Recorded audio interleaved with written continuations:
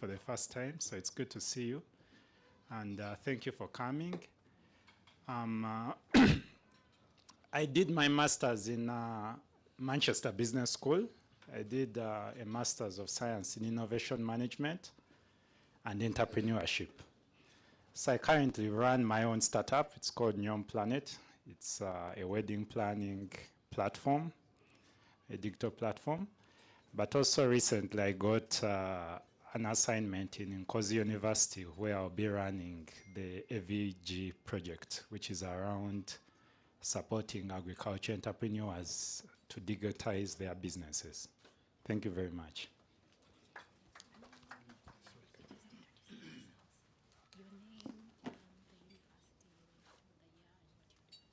Okay, good morning. My name is Jerry Komoanga.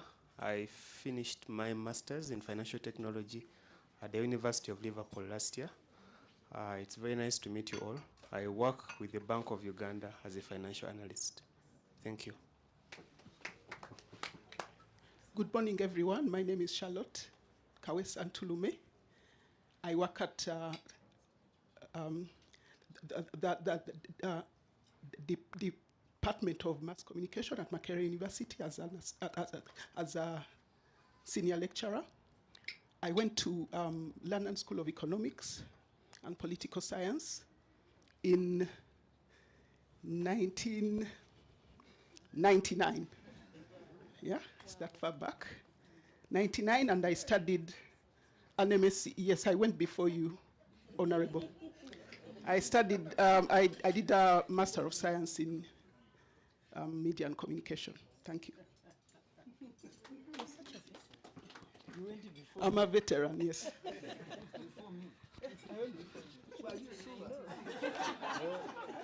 Last I heard, Doctor, went in 1996. That was 1 year after I was born. So, well, that was a nice icebreaker, an introduction for everyone around here to see how far the British government has been supporting us from. And we are.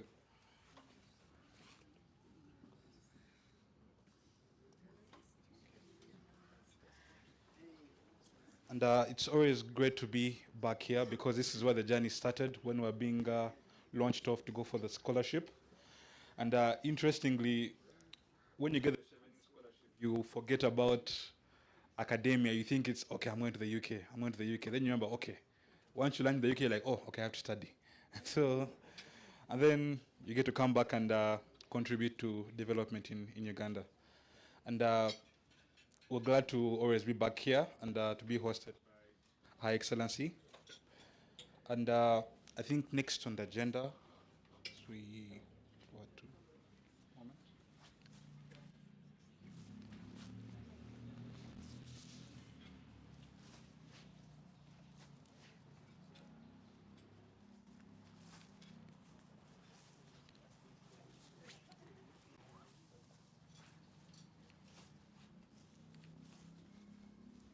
so after introduction, we're supposed to get welcome remarks from the Chevening Alumni Association President to welcome us to this AGM.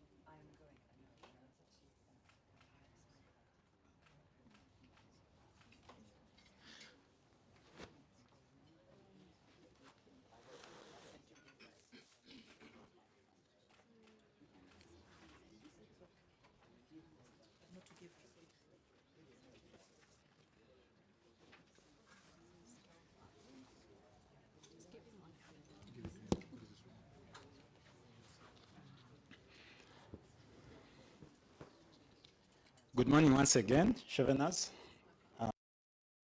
I'm so happy that you're here this morning. I think discussions around the numbers have already been had. Perhaps we shall talk about them later. But I'm so happy for everyone who has put aside time to come attend this meeting this early morning. And we all know what Saturdays are like. I had a conversation about, I think, a week ago with Dr. Miriam Atembe. She told me she has a wedding to attend, but she said let her spare time and come for the AGM, and then later in the evening she can go for the reception. So I know many of you have had to put aside some of your things on your program to be able to be here. So thank you so much for coming. I want to welcome you to this AGM 2024. We are going to eat. If you have not eaten, please go over to the table and eat, even those who have just come in. It would be nice to have something to eat, something to drink. We are going to be talking about the different things that the association has been up to during this period, but also to kind of pave a way on how we can build our association, but also build the country in the process. So once again, I want to welcome you, but again, I'm not welcoming you in my own house. So I'm going to take this opportunity to call upon Tina, and Tina will invite the actual host to come and welcome us before later she gives us a bit of her speech. So Tina. Thank you very much, Brian. And welcome once again, ladies and gentlemen. It's my honor to invite the British High Commissioner to Uganda, Kate Airy, to welcome you this morning. Thank you. Good morning. It's lovely to see some friends here. Actually, over the years, I get to call you friends now. I think. So I'm going to talk through this, but as you know me, I'm going to stay around a little bit because I think there may be some more interesting conversations later, and I've never shied away from making on-the-edge comments for a British High Commissioner. So I think I'll stay and make one of the benefits, which Tina is slightly dreading, of the fact that I'm in my final month now, is I may get to say a few things that perhaps I didn't get to say at the beginning of the tour. So look forward to that, ladies and gentlemen, but I haven't proper bit though, really, which is to all of you, which is see, I remember very well coming here nearly 4 years ago. I can't believe it's 4 years. And do you know, when I was just saying to David that I've spent 3 days getting back from London, so I'm a little tired and a little late this morning because flights got cancelled and it's a bit of chaos that side. But when I left Heathrow and then I landed finally in Entebbe and I got off the plane in Entebbe, I felt more at home in Entebbe than I did in Heathrow. And I'm thinking maybe that's a sign they need to send me back now. So there you go. But I have genuinely loved it. And I remember very well addressing all of you for the first time. It was actually in the middle of one of our many COVID episodes. And it was a virtual presentation, which is always very strange, as you know. It's not a good way to get to know people. You can't judge an audience. You can't look people in the eye. You can't get a sense of what the issues are. So it's extremely lovely to be actually doing this in person and continuing to do it in person as well. I think you all know I'm very passionate about Chevening. I'm very passionate for, I think, a number of reasons. One, because I'm actually very passionate about UK education. I believe very strongly in the value that British education brings over and above all the rest in the world, actually, and I've even got the US in there. I think what we do in terms of supporting interdisciplinary studies and critical thinking and really getting people to use their brains and to think, I think is still very, very special and sets us apart. It's why, for a small nation, because we are a small nation, we still really hit the headlines in terms of scientific discoveries, in terms of our creatives, in terms of, you know, our humanities studies, the rest of it. I think we do phenomenally well for a nation. I'm very, very proud of that. I am only here. I was talking to some young people last night about why how I've reached being a High Commissioner, how have I got through this. And I'm only here because of the British education system. I don't have a rich family. I don't have connections.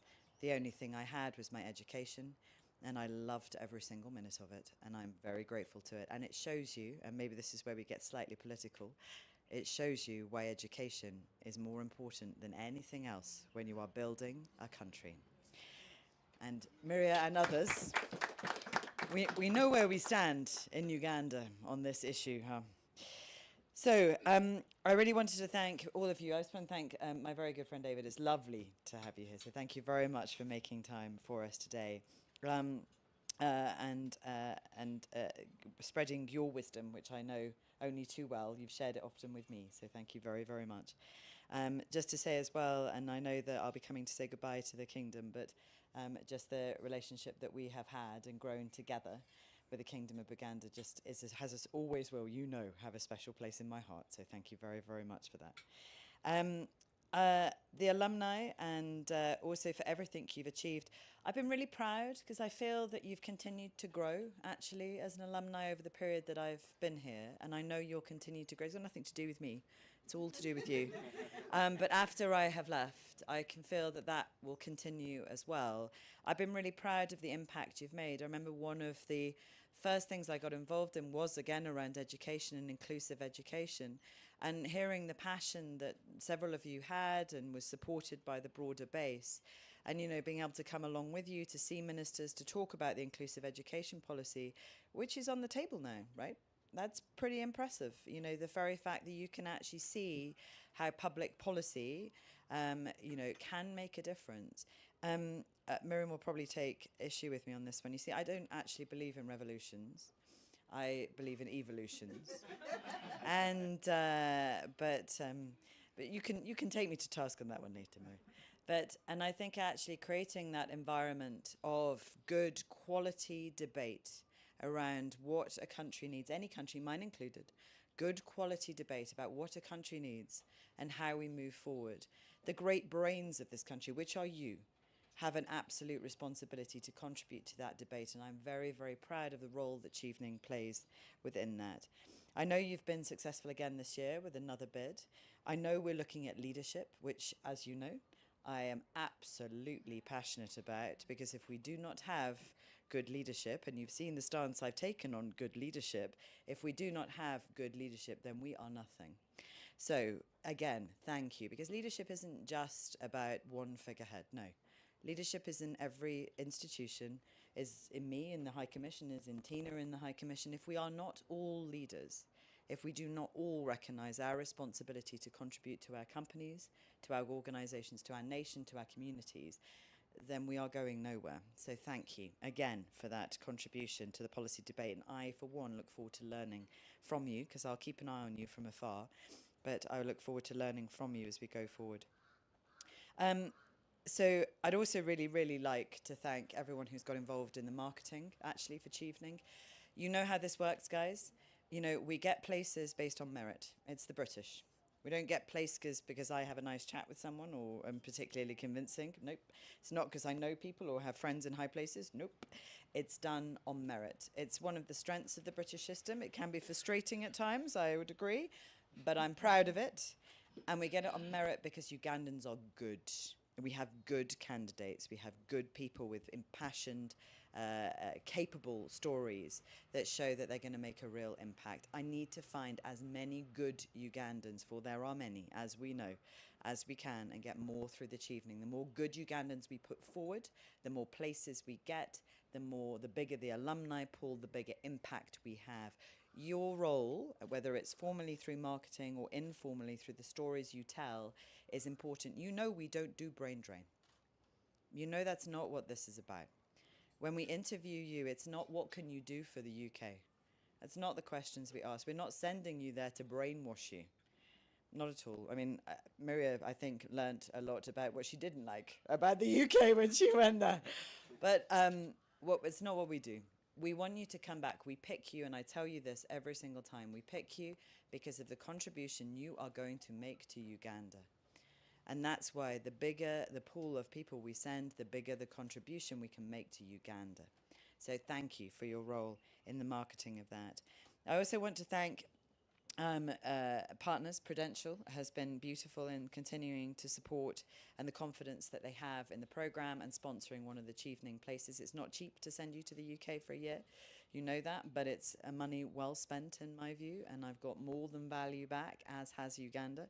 So we are not going anywhere with our Chevening program, but the more people that can come on board with that and help increase the number of scholars we send, the better. I'm quite excited about the website, so I'm looking forward to seeing that. I saw a little bit on social media about sort of how it's going to be launched, so I'm quite excited about seeing more from that. But finally, just to say, you know, that values piece, is so important. I know it's something that unites us. I really loved when we did, gosh, when was that? When we did the speech with the Chief Justice, no, with Judge, right, that's it, last year. When was that, Alan? November, was it only November? Whoa, gosh, that feels like about 12 months ago and it was only November. So in November, but just starting those conversations, the values, you can feel in the room, the shared values that we have, right? That it isn't, and those aren't British values, they're human values. Their values of tolerance and respect, their values of accountability, their values about expertise does actually matter. It does make things better. You have voices, you have things to contribute, your voices should be heard. You know, those are values I'm incredibly proud of that come through Chevening. I've learnt a lot from all of you. You're my favourite people in Uganda. And I will be watching from the other side as you go, as I've no doubt, from strength to strength. But I'm looking forward to this morning. I won't be shy. I'll contribute my views. But thank you very, very much, everybody. It's lovely for you to be here. Thank you. Thank you. Thank you very much, Your Excellence, for that warm welcome. It now feels warmer in here. So, back to the agenda. I think we shall go to get remarks and presentation from the chair of the Alumni Association of Chevening. Thank you. Is it here or there? Okay, thank you. Thank you once again. Thank you, Elvis. Thank you, Your Excellency, for welcoming us into your home and giving us those warm words. I'm going to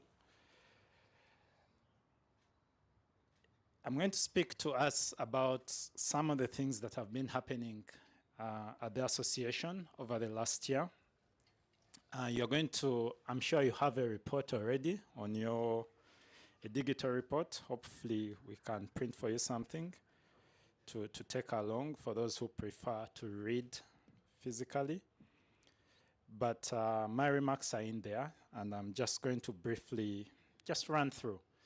So as the association, we have been, you may all know that we were elected last year. So this year is a non-elective AGM. We are not going to have elections. We are not going to have any amendments to the Constitution. Some of you are in the room and you're used to this. So we are basically just going to tell you what we have been doing and then tell you the way forward from there. Some of the challenges, of course, that we have met. So I'll start by what we have been doing this year. We have supported the British High Commission to conduct Chevening activities. That includes being at the interviews. So some of us have been at the interviews. Nicholas, my vice chairperson, has been at the conducting interviews. Myself as well, Helen, conducting interviews so that we can usher in the next cohort of Cheveners. Apparently, we know best. Some of us Cheveners know best who look like. So the British High Commission in Uganda. And of course, globally, you know what's happening around the Commission in Uganda. And of course, globally, you know what's happening around climate change. We have also this year skilled about 200 plus young people in making artifacts out of plastic materials. That was also part of the ABC Youth Project. And just teaching people how to convert plastics into more usable materials. when they have been disposed of. Then we have also supported the Chevening scholarship applicants through webinars. You had Her Excellency say that the more excellent the candidates, then the bigger the numbers we bring in. So we thought we could do some marketing, we could support in every way, such that the most excellent candidates come through. And when they come through, definitely we have more numbers. So we have been doing that. We did that last year. We are going to be doing it again this year. We have also engaged in dialogue with some of potential partners, some of them affiliated to the British High Commission. We have had dialogue with Commonwealth, the Commonwealth Scholarship. We have had two meetings this year. And another group called One Young World. We are looking for effective ways of impacting community together. If we feel like if we harmonize our efforts and we move in the right direction, we are able to support, we are able to create more impact. We have equally increased our social media reach. If you look at our social media right now, we have 1,000 plus almost on every one of our social media sites, except perhaps YouTube, but we are working on that. Well, social media looks like social media, but of late you know what it can do. For those of you who have been following the Kenya story, the Ugandan story, we think that it's an effective way of reaching, of hearing people, but also reaching people, and even mobilizing people. So we are keen on increasing our numbers, not just for the sake of having, of being influencers. You know, these days, if you have more numbers, you become an influencer. That's not our goal. We just don't want to influence. We think that we can use it as a channel for communication, a channel for mobilization. We can use it as a channel for visibility, which we think that along the way will support us. We have held educational webinars to discuss different topical issues. Recently, we had one on taxation, the IFRIS, if you remember something around IFRIS. We hope to continue with those. We want to be able to engage more on online, because we think that if we engage more online, we are able to reach places we would not be able to reach physically. So we are keen on that. We have built a website, and later in the, I'm excited about this. Like Kate, I'm also excited about the website. So we shall be launching it later today. And I think there are good things in there. We have strengthened relationships with our key partners. That is mostly the British High Commission, the Chevening Secretariat, Prudential, as mentioned. And we have supported our members in time of their need. This year we had a campaign that was running around CSR. I think my colleague will speak more about that. But we have supported those who have been bereaved. We have supported those who are wedding. We have supported different people in their different members of the association at where they are in life, and financially, but also emotionally. Of course, we have also organized this year's annual general meeting, and I'm glad that that you are all part of it. And in terms of challenges, so as you're all aware, such things come with challenges. Our biggest challenges mostly around the Chevening Alumni Association and conducting the activities. A lot of it has to do with apathy. And I don't want to say this here, but I guess it's a forum. I have an opportunity to say it. One of our bigger challenges is we have so many of us. We are now coming to about 350 Cheveners. But I mean, look around the room. We are not even 10%. So it's, I don't want to say it's embarrassing. I don't know how many are online. So I hope that perhaps more are online.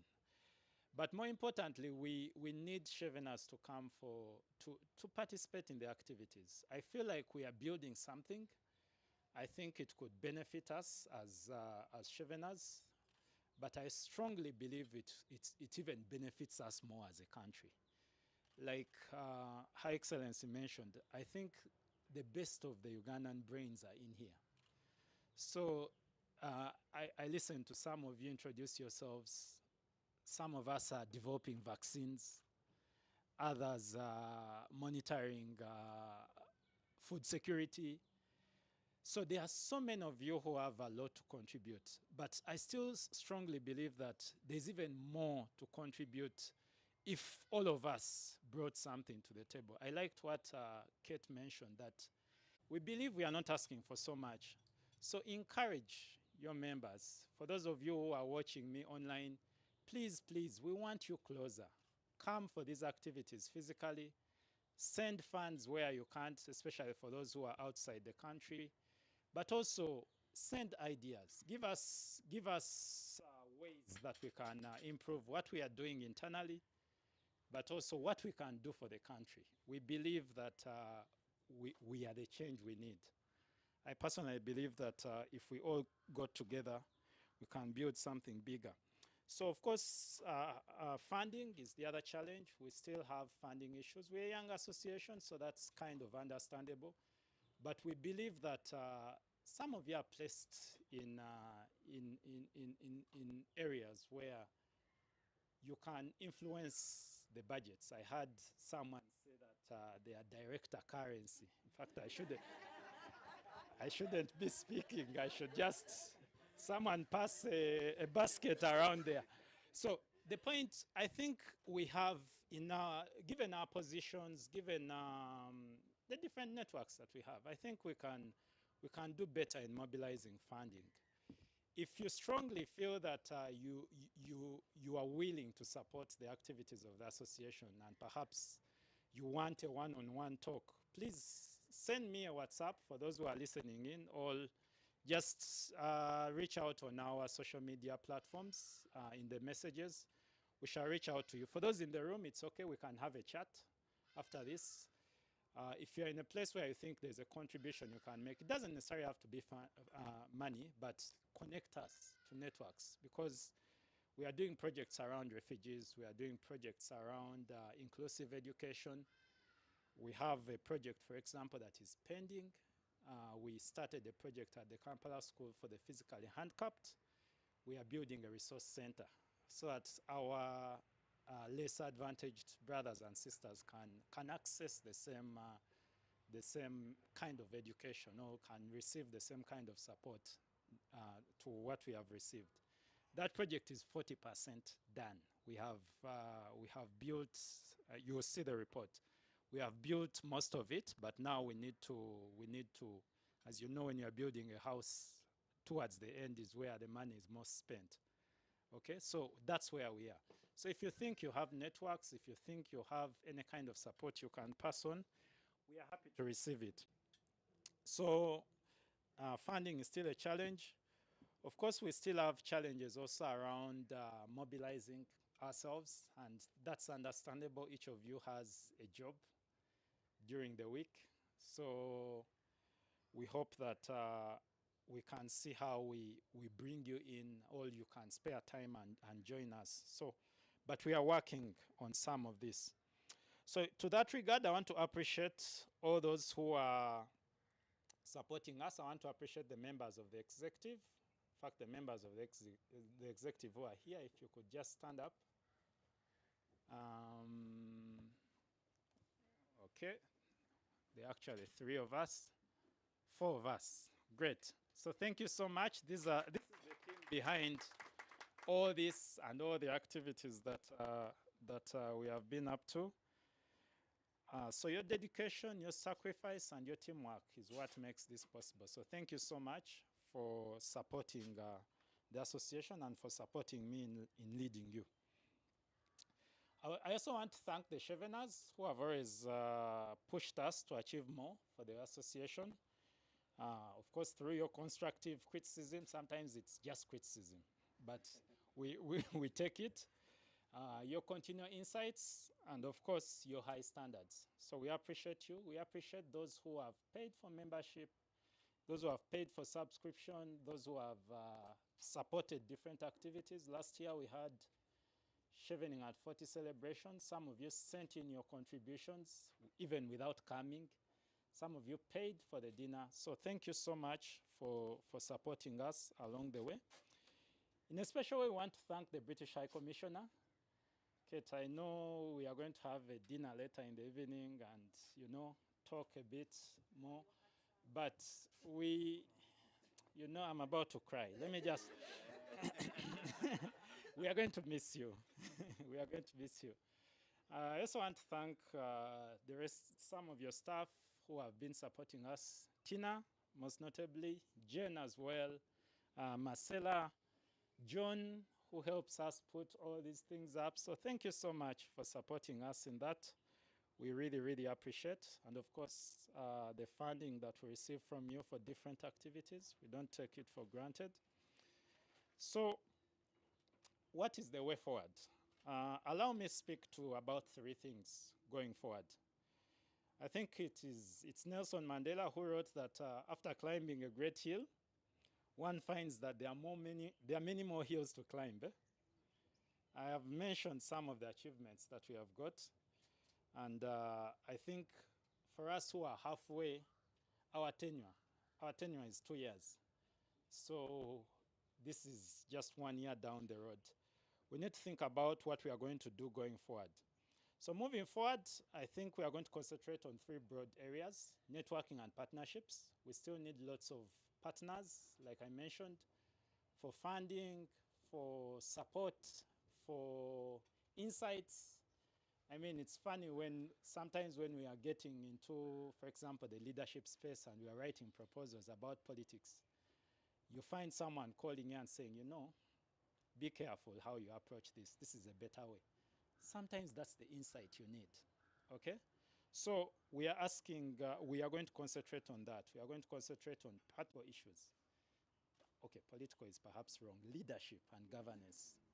Yeah, so please, I call upon you to participate. I call upon you to be on the panels. I call upon you to support us in every way. So we are going to get into partnerships with some of these citizens' voices. I had project, I think, Public something. Recently there's Agora, which is pushing some of the social media. We're going to see how we can work together so that we can see how we can participate. Last year at the Chevening at 40 celebrations, the keynote speaker was Japheth Kato. He was talking to us about how to influence leadership in the corporate space. We are talking governance because, yeah, it's the governance period. But we are also going to have discourse about corporate leadership. How do you get in boards? How do you get on boards? Where is equality on the boards? Dr. Miriam Atembe. So we are going to have discourse around that. So we are going to perhaps have a discourse, a webinar every 2 months. And we are going to talk about different issues around leadership and governance. So we want to strengthen the partnerships. We want to engage in partnerships that align with both our identity and strategic direction, but also with our values. We want to be keen on that. We also want to implement the CAPETH projects. I've talked about this leadership and governance webinar thing I'm talking about is a CAPETH project. CAPETH is Chevening Alumni Project Fund. We bid to the Secretariat in the UK, and when we are successful, we get some money to run a few projects. So this year, our bid gave us the project around governance. We thought that it is something that is pertinent in this period. So we are going to execute that.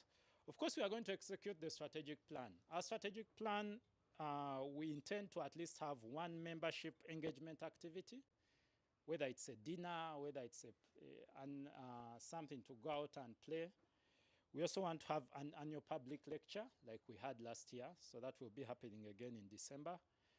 And we also want to have 1 community engagement activity. Again, that will be around November. We hope to run a medical camp. Is it a medical camp? It's a camp for everything, medical, law. Yeah, so we want to get into community and support people with our skills. So if you're a lawyer, we hope that you can come and give people legal skills. If you're a doctor, come and see how you can support the people.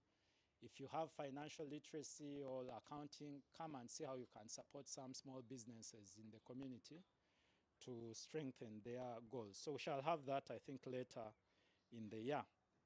So I ask you to support us in this last year.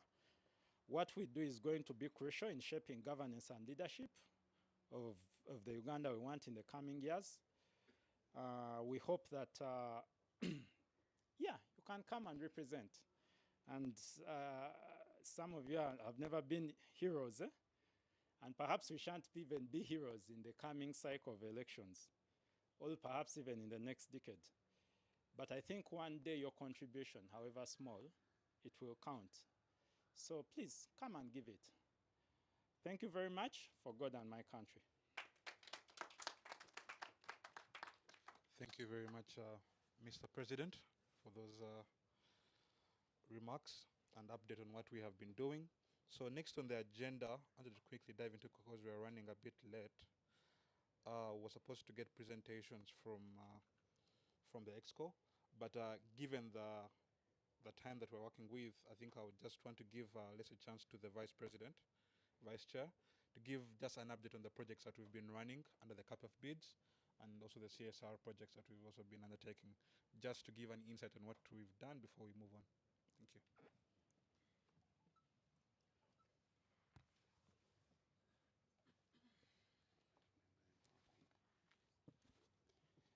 Good morning, everybody. Thank you and nice to meet you. For those who do not know me or who are meeting me for the first time, my name's Nicholas Okot. I work with Christine at the Bank of Uganda, not responsible for currency at the moment. Yes, I'm the vice chairperson of the association, having gone to the University of Leeds as a Chevening alumni in 2006/7. I'm going to give an highlight of what we have done so far this year and what we still have continuing and we continue to do. I know the chair has already highlighted some bits of what I'm already going to say, but I'll still give you an in-depth of what we did during the year. First, we had the ongoing project on the urban refugees. We had done a lot of the work on that project. We were left with the components that were supposed to help them improve their literacy using computers. And using our own collaboration with the UCC, in February, we handed over the last bit of computer equipment, including PCs, internet, and everything, to their center at Yarid. Yarid is the local NGO that's working with the refugees in Zambia. And we had a good ceremony there. We handed over the equipment, and they began to use it. There's definitely need for more, but that's the far we could go at that point in time, and we hope that working with other partners, we could actually help to support them. There are lots of refugees that come to that center to try to learn and actually build in a lot more information from how to use a computer to access the world and actually use it for other purposes, including typing as well. Then related to that was another ongoing project, which the chair also alluded to, the project on education. We are trying to support Kampala School for the Handicapped with a computer center, or there's a lab that involves both a computer center and then a library. We have taken on a bigger project there, and that involves setting up the entire structure. So we've set up the container, and we are working on seeing how the container can actually come out, and then we come up. Here we short of a bit of fun, and in our own report, as you'll see in the write-up, we're still calling on more partners to come on board so that we can actually complete that. We have our people who cannot speak like me and you, who cannot read like me and you, and they need to be supported. And this is the only way we can support them. They may not go to the UK like you did, but we can actually, working through our network, support them to get something that they can contribute to as they live and move along with their life. So that's an area we still have some work to do. Usually we come with a copy of the architectural work. Today we have not shared it with you here, but maybe at some point we can screen it up here and you have a look at that. That project is still ongoing, and we hope that you can support us to actually complete that project as well. Then we had the Kampala Youth ABC for Waste Management and Climate Change, which was championed by Chris. I don't know whether Chris is here. The project had about 3 or 4 components that we were working on. The first component was to try to train the youth, give awareness to them on waste management and climate change. which we did in partnership with Kampala City Council and the identified school, Kansanga Seed Secondary School. We were able to reach out to many youth in that area and also did a practical training. We were happy that the final training was graced by Her Excellency, the British High Commissioner, and she was there, and she practically also made a few bags that I hope are being used in the community in Kansanga as well. The next phase of that project involved engaging with the community in the areas where they live. Here we chose Banda, still working with Kampala City Council, and we had a workshop with the ladies there, talking to them about climate change and waste management. Those of you who've been to Banda know when to rain, what happens there. Lots of flood of plastics and so forth, trying to flow around and go the other way around to the lake, and that was a good initiative as well. And we had one of our colleague, Hope, taking the lead on that, and she had good interaction with almost like a community-based network with them. And then the final component was crowned out with in a conference, almost like an evaluation conference involving all the stakeholders involved in that space. Alan earlier on talked about UNDP, Kampala City Council, and then we had the Ministry of Water Environment as well. So we had a conference here at Fairway Hotel, and there we shared with them. We created network with CBOs and CSOs, plus the activists involved in climate change. And there's a lot to be done in that, and we wanted to do a lot more in that. We did actually put a bid this time around to continue with that project. That bid was called Greening Urban Centers. Kampala was the one identified for that, so that along your road we could plant a little bit more trees, and we see that Kampala gets more cooler than it is now. Unfortunately, we didn't succeed in that bid. We succeeded in the other bid on the leadership. But we'll still continue to apply and see that we get more involvement in that environmental space. Not only just planting the trees, but also telling the people how to actually keep the environment green in form of awareness. We believe we can do more in awareness than actual planting of the trees or actual activities on the ground. So we'll still seek to get more funds so that we can participate in the awareness campaigns.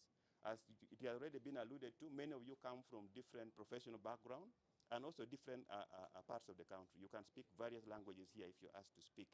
So we'll be our ambassadors going out there to tell people about climate change whenever we get some opportunity to reach out to the people and then give them issues on climate change. We did do two activities in the Chevening at Forte celebrations, which Alan already actually also highlighted too. We had the dinner. The dinner was well attended. Many of you were there, and the keynote was given by Kato Japath, our board member. And it was a nice dinner. We had great discussions on issues on how we can go forward and what we can do for our own country. Like it has already been alluded to earlier on as well, we think we go there to get the skills and come and actually put the skills down on the ground here at home. And it's a good thing that we're doing. So we'll send our children outside, they go and get the skills, and then they come back and then implement it here at home. And we believe if we continue in good governance system and also to influence wherever we are, whether you're a desk officer or you're a big person with a cabinet role or anything like that, please try to exert your influence such that at least you can actually have an impact on the community in which you actually live and work. And then the other related to that was the public lecture, and many of you also did attend the public lecture. That's part of the Chevening at Forte celebration, and it was held on the 28th of November, and we had a good lecture from one of our own, Honorable Justice Kiriabwire, and that was on a topic that was also passionate to our hearts, and that an area of leadership. We hope to continue with that, and like my chairman has said, we've won some bid in that direction, so we'll have at least some more activities coming out in that area going forward for the next few months actually from now, maybe 6 or so. They don't usually give us a full year, so we'll have about 6 months talking about that. I think those are basically the projects that we have done during the year, and we hope to continue to do more. There are other activities that we've done, like the interviewing of the scholars, talking to them before they apply, to guide them on how to prepare the essays and so forth. Yeah, those are the ongoing activities. We've had a webinar. Yeah, those also are activities that we have ongoing, and we do a lot more other work with the other finance team to try to see that we also have a clean financial system. Thank you so much for coming, and thank you for all your support throughout the financial year. We pray for more support going forward in the three thematic areas that the chairman has highlighted. We'll make a more detailed communication on that, on what we want to do in each of the specific areas, so that you can actually support the association to grow to a stronger one. Thank you. Thank you very much, Nicholas, for that presentation, an update on what we have done. Now, given this is an AGM, it may be quite hard for us to go ahead without having at least a presentation on the finances. So Jericho will give us a small presentation on the finances, on what came in, what was expended, and where we stand at the moment, going to the next activity. Thank you. Once again, my name is Jericho Mwanga. I think I'm the newest graduate from Chevening. I completed my master's last year in December at the University of Liverpool. Yes. I did an MSc in financial technology. So I'm here on behalf of the substantive treasurer who is unable to make it, Enid Hilda Mugabe. And I'll be presenting the financial statement, just a few summarized numbers in the interest of time.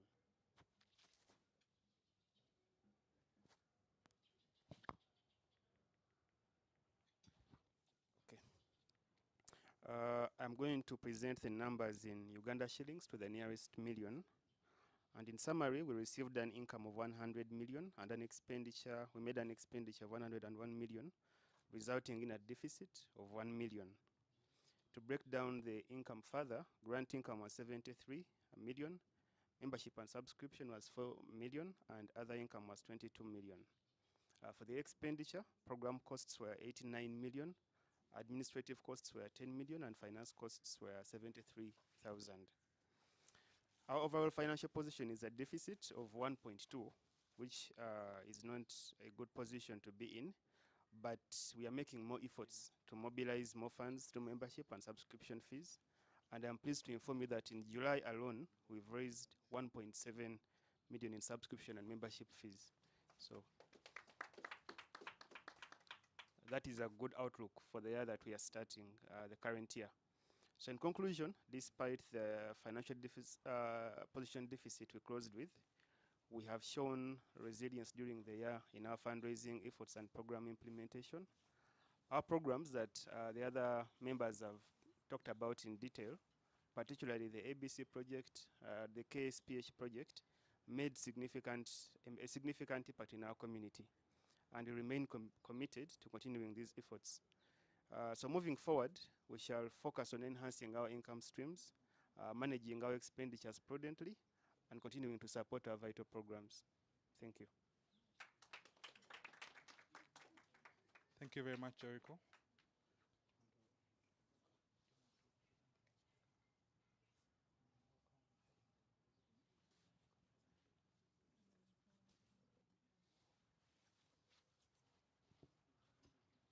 All right. So we're going to skip ahead. And this is one of the moments we've been waiting for. I hope that you're ready to make some good notes.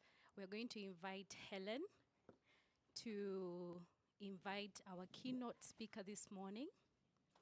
And I hope as we listen to the keynote speech this morning, we shall be inspired further to engage. And I'm quite curious if we're actually going to go forward and approach the executive and start discussing with them what are some of those areas you can contribute to. So, Helen, over to you. Thank you for ambushing me, sorry. But we are always taught to be ready as the Cheveners. Your Excellency, our patron Kate, Wechitiwa, our guest of honor, Honorable Nile Matembe, all of you in your capacities as Cheveners and Cheveners to be, Tina, ladies and gentlemen, speaker this morning, he's David Mpanga, or Wechitiwa Daudi Mpanga. Those are two names. I think, Kate, you've been to the Buganda Kingdom, so you know what Wechitiwa means. David is a senior partner AF Mpanga Advocates, Kampala, which is stationed in Kampala, Uganda, just around the corner from here. He's a barrister of the Honorable Society of the Middle Temple. I think all of us have been to the UK, so we understand these things. A barrister of the Honorable Society of the Middle Temple. If you don't know, Google. But you should know because you've been to the UK for 1 year. Initially, David worked with the chambers of Godfrey Curry, QC, and Jonathan Kaplan, QC, at 5 paper buildings. I think all of you know where paper buildings is. It's those of you in London. Now the chambers of Miranda Moore, KC, and Julian Christopher, KC, in the United Kingdom, where he handled criminal litigation. He remains a lieutenant associate member of those chambers. He then returned to Uganda in 1998 and worked with Mugiran Masembe Advocates up to September 2003, when he set out to found AF Mpanga Advocates. He has cultivated specialization in handling and advising on complex disputes. I think all of you have seen him handling these complex disputes, corporate governance, regulatory compliance, and investigation. He also advises on strategic aspects of commercial transactions. He has an LLB honors from the University of Exeter. I don't know if there's anybody from Exeter here. Exeter? So David, you should market your university more with the Chevening. And a barrister of the Honorable Society of the Middle Temple. Why is he here with us? He's here to speak to us today about leadership. And we thought that since he's somebody who has been to the UK, worked there for some time, and then come home, he can, and we've seen him what he does. He can openly speak to us about the experience and also challenge us to come and also do something significant when we return from the UK. All of you know that in my time I used to say, let's not sit back and get lost in the crowd. Let's be at the forefront as Cheveners. Because we've had this opportunity, we've been exposed, we didn't have to pay any fees. I mean, so we have to be visible. Additionally, he's also passionately served the Uganda Kingdom. And I think we can also follow those examples. All of you have kingdoms or something like that in your areas. Nicholas, what do you have? But you can't. But when you come back, go. Let's ensure that we do these things also. So join me in welcoming David to speak to us today, and thank you for accepting.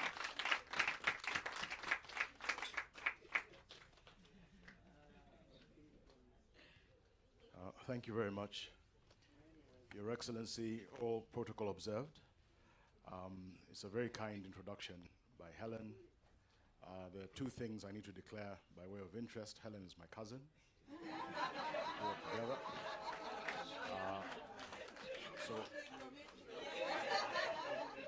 So it's not a conflict if it's declared. It's formally declared, Your Excellency. Helen is my cousin. And when Mr. Sembajwe wrote me a letter inviting me here to speak about encouraging Cheveners to influence societal transformation, I was very pleased and privileged, and I accepted. When I turned up this morning, it said 9 o'clock. When I turned up this morning, I turned up about 5 minutes to 9. The guard very politely said to me, wait until 9 o'clock, so I went back to my car. Waited for the 5 to 10 minutes, and I came back, and everyone they looked at the list and said, no, you're not coming in. Your name's not on the list. So I said, no, I produced the letter. They asked me if I had a master's degree, and I said no.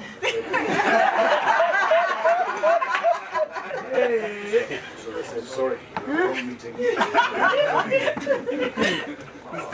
Many of you know of the game with children, or some of you play video games. Among Us is a game played by multiple players, and always looking for the imposter.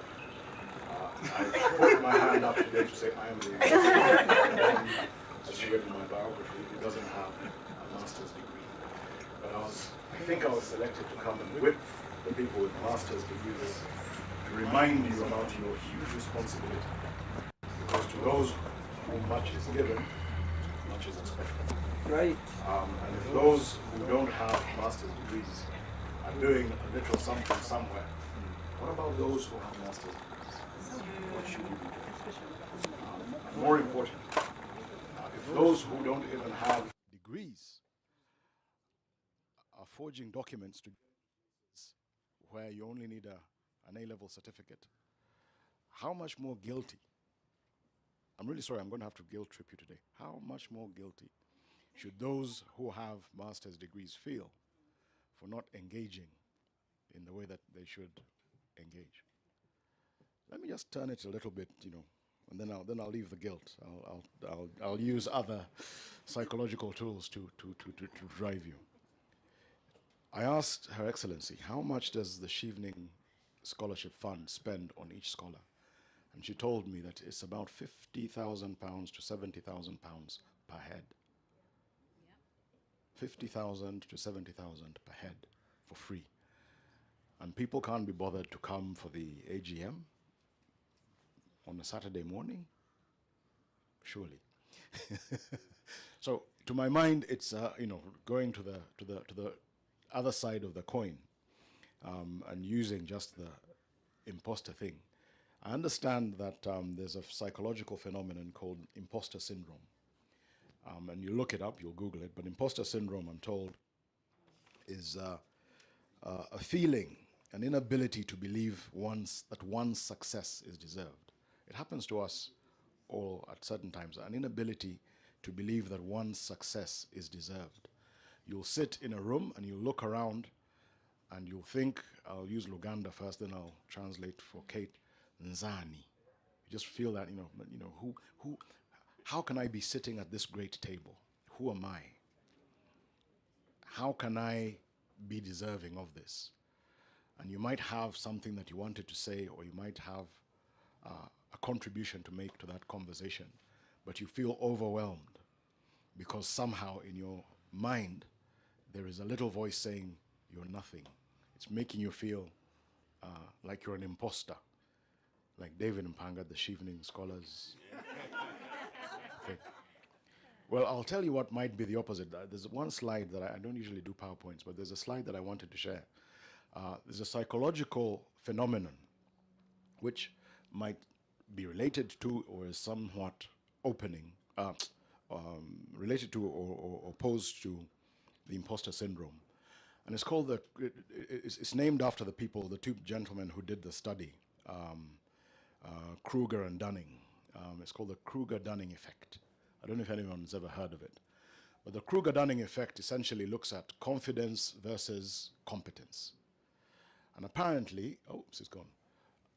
Am I standing in the way? Apparently, the more knowledge you have, the more confident you'll become. One would think, one would expect. But in fact, it doesn't like. There's an imposter going on.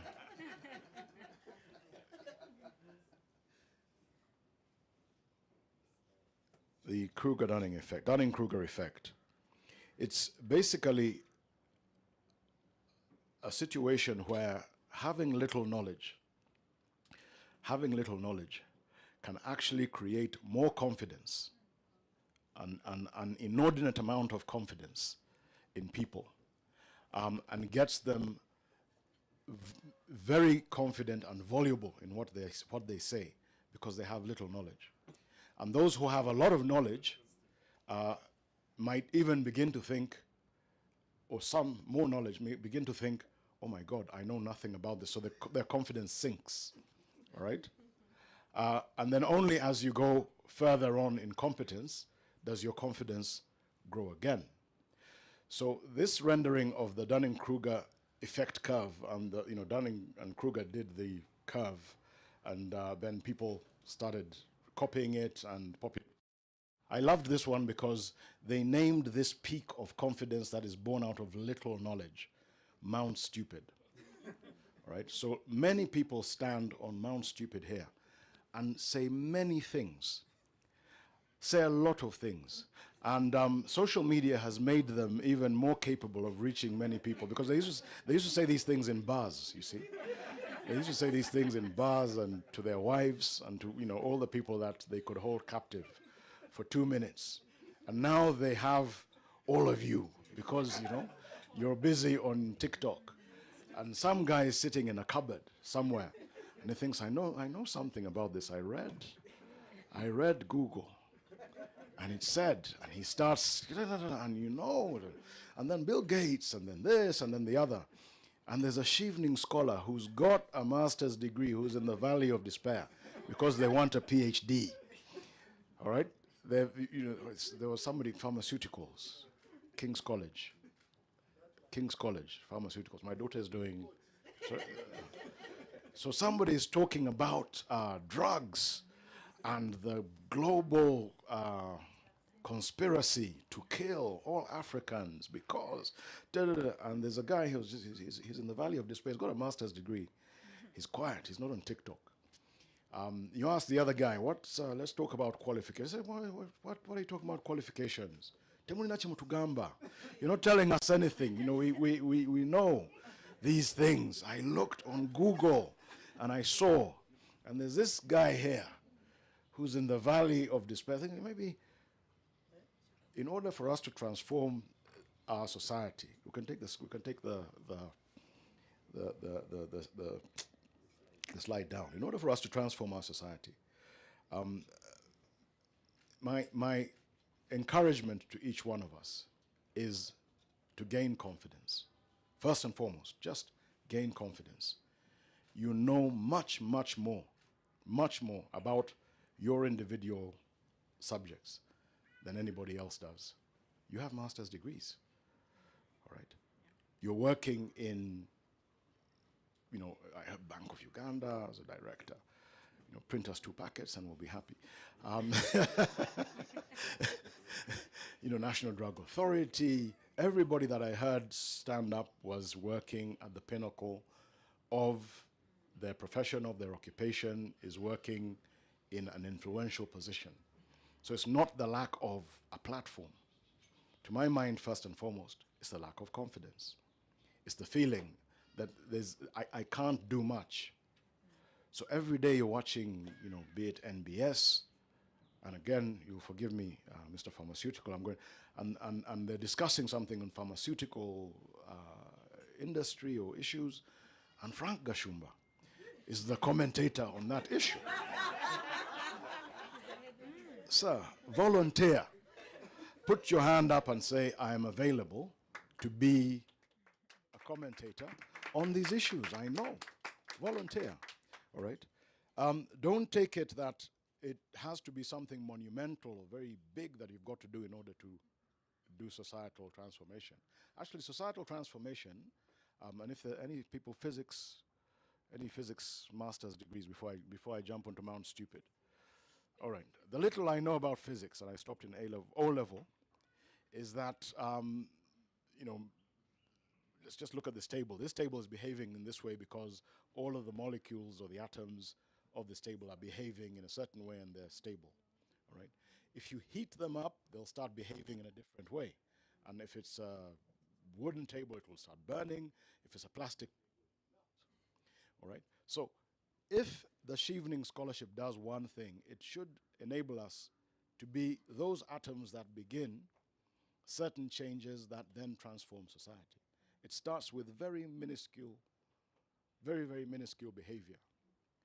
The societies that we admire, that we think are making progress, are really examples of so many hundreds and millions and billions of small things done perfectly and consistently.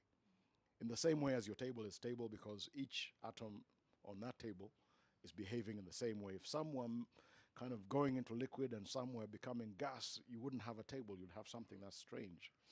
But it wouldn't be the table. It's the transformation that we're looking for. Is a transformation that is premised on small things done repeatedly well by very many people. And to my mind, 300 Cheveners is exactly the number that we need to start this societal transformation. So first, the confidence, and second, the understanding that I don't have to do much. As Edmund Burke said, nobody made a greater mistake than he who did nothing, because he could only do little. If my contribution is going to be very small, and then I say, well, I'll leave it to Frank. Frank knows something about pharmaceuticals. Apparently, Frank also knows something about currency. Apparently, Frank also knows something about, you know, finance, and he also knows something about law, and he also knows, and all these people. And what does that mean? We don't get transformed because we're dwelling and we are glorying in ignorance and mediocrity. Which brings me to my second point. You are an elite. You're a small group. And in Uganda, maybe, I don't know what percentage of people have a master's degree in Uganda. I don't know what that number is. But again, people standing on that Mount Stupid have now made it embarrassing to say, I'm an elite. Apparently it's wrong and bad and embarrassing for somebody to point out and say, you know, those people, they might say, oh, in your jacket, in your suits, and AC, you're an elite. You know nothing because you're an elite. Well, you can't tell us anything. Shut up. Sit down. I'm here to preach a different gospel. Actually, elite should be aspired to. Elite is not a bad thing. Elite is only a bad thing if it's predatory and closed. Elite is only a bad thing if it's extractive. You don't hear people saying it's a bad thing to be an elite athlete. Nobody hates on Usain Bolt. No one. The Olympics are about to start. You can't qualify for the Olympics in so many disciplines unless you can perform to a certain level. Elite. And to get to that level, you'll hear about a kid who started training for swimming when they were 3 or 4. And they've been doing it every morning, repeatedly, every day. They watch their diet. They have the best coaches. They have psychological trainers. They're elite. And we admire them. We admire them. The Premier League, which is probably the biggest sporting phenomenon in Uganda, by way of following, is about to resume. People are eager, restless for that, to watch elite footballers. The number of kids who sadly are psychologically crushed because they get into football academies, and then once they get to a certain point can't make it into the top team, and then are dropped off, and then they end up, depressed, etc. Because that group that we watch every day is like the creme de la creme, elite. So why is it that in everything else, social, political, elite has suddenly become a bad thing? What's wrong with that? The only problem is if it's a closed elite which is extractive. Her Excellency said, education got her here. She's an elite. Not every British person is a foreign service officer, leave alone every foreign service officer, an ambassador or high commissioner. She's an elite. There's nothing to apologize for that. But they got her from where she came from because the education system enabled her to be spotted. And she was then, like all of you, recruited on merit. So to my mind, that is a thing that we must reclaim back as well. That elitism as a negative and exclusionary phenomenon is a bad thing. Being a member of an elite is not a bad thing. It should be worn as a badge of pride. You have managed to do something that other people could not. But what should the elite use their elitist capacity for? The sports example that I gave, they use it for entertainment, they make money, and then they might use that money for charity, etc. What should the elite scientists, political scientist, lawyer, name it, what should they do? The elite, in my view, should look to develop the country. The bargain that the elite must strike must be one that's developmental. It must be one that looks to lift the tide, to bring a tide that lifts all boats, rather than build a wall and kick away ladders and make sure that they remain at the top and everybody remains at the bottom. And unfortunately, if you look at why we've been encouraged to think elite is a bad thing, it has been to generally keep some people up where they belong, or they feel they belong, and others down, and everybody kind of doubting themselves and everybody fighting themselves. And another syndrome, the crab syndrome. Why do you think you should go up there when you belong down here with us? Just because you went to Chevening, you got this scholarship, shut up, sit down, these things. And at the end of the day, the $50,000, $70,000 that was spent, pounds that was spent on you is lost because you then think I can do nothing. Best to do is let me just build my little house, keep quiet, keep my head down. These things have a way of doing themselves. Others might be able to do these things. And then who steps up? Frank, my friend. Frank is there. The least capable, because you've left a vacuum. Again, scientists will tell us. I don't have a master's degree in science, so forgive me if I'm speaking from Mount Stupid. But it's, that vacuum that suddenly gets filled with people who are forging A-level certificates. Banange, A-level certificates are being forged. Just pause there for a minute and marinate in that thought. A-level certificates are being forged. Yet, as one politician used to say, there are people who go to bed, and in their bed, they're 6 degrees, sleeping in one bed. He's got a PhD, his wife's got a PhD, but the influence that they're bringing to bear on matters that are important is disproportionately small, yet it should be disproportionately large, because we're lacking in confidence. We're lacking in intentionality about what to do with that elitism. What we should be doing with that elite capacity is purposefully working towards the development, bringing a tide that will lift everybody.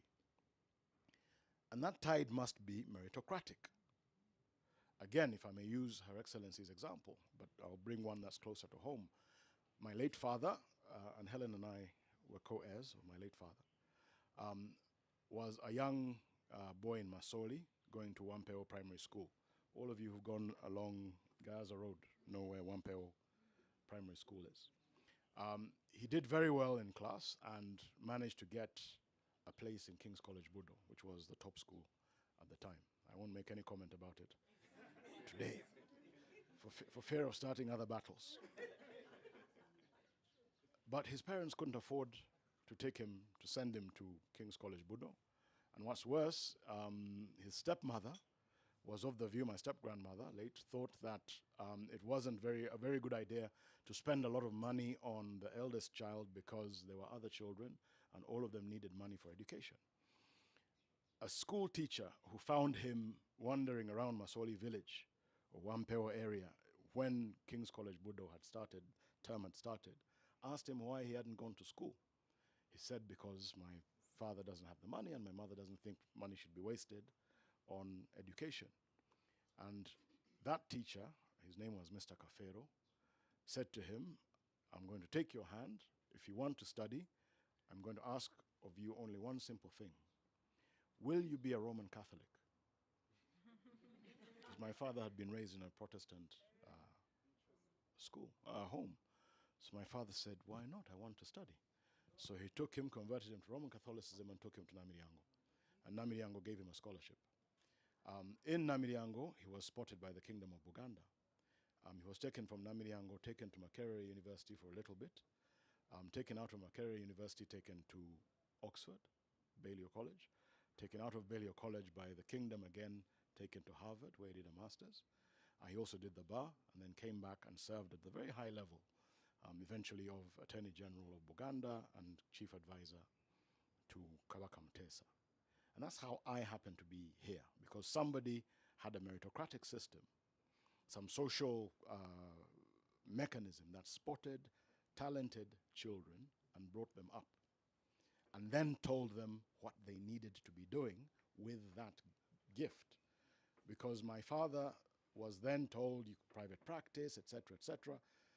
It would have been easier, the politics was difficult, it ended up with exile, where I was born and stuff. But he had that burden. He felt that obligation to give back and help others come in. Now, as we've been developing and building these systems, I was talking about the purposefulness in using it to lift others. We must make sure that there is a meritocratic method that spots people, whoever they may be and wherever they may be. There is no monopoly of intelligence. There is no monopoly of capacity. Every time I drive past that school, and every time I'm in Masoli village, which is now transforming very quickly into a suburb, I wonder how many Fred Mpangas are stuck there and will be lost there and will then be looked down upon. Because, you know, in my father's family, if I may then give this other testimony, no other member of his family went past S4. And the results in our family's outcomes are very marked. But unfortunately, the social means of getting people out are narrowed every other day. And that's just unacceptable.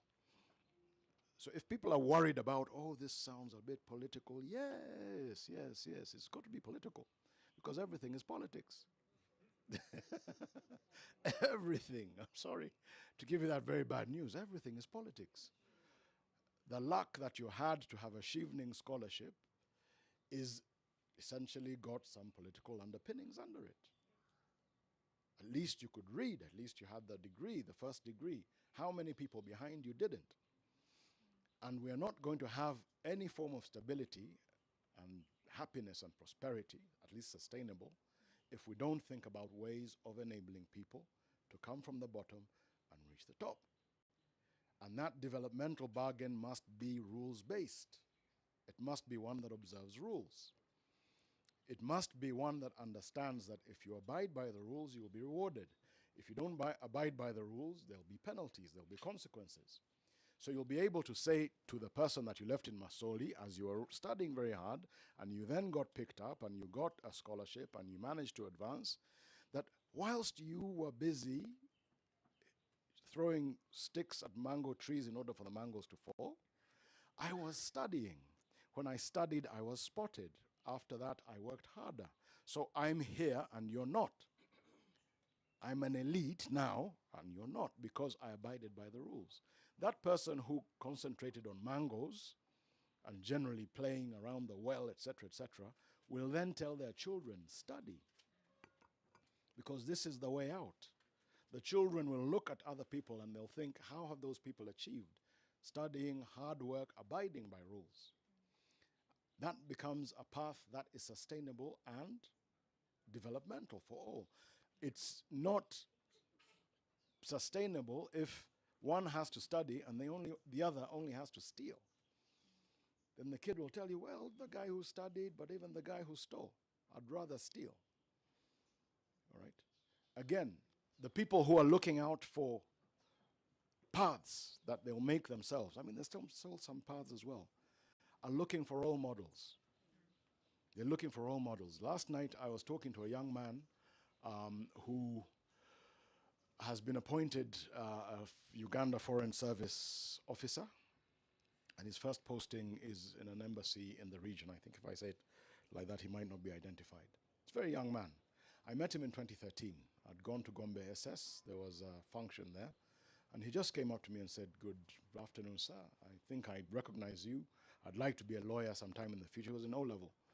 I'd like to be a lawyer one day, and could we take a selfie together? And we took a selfie. We took a selfie, and he asked me for my email address, which I gave him. He then started asking me from time to time by email, what subject should I study?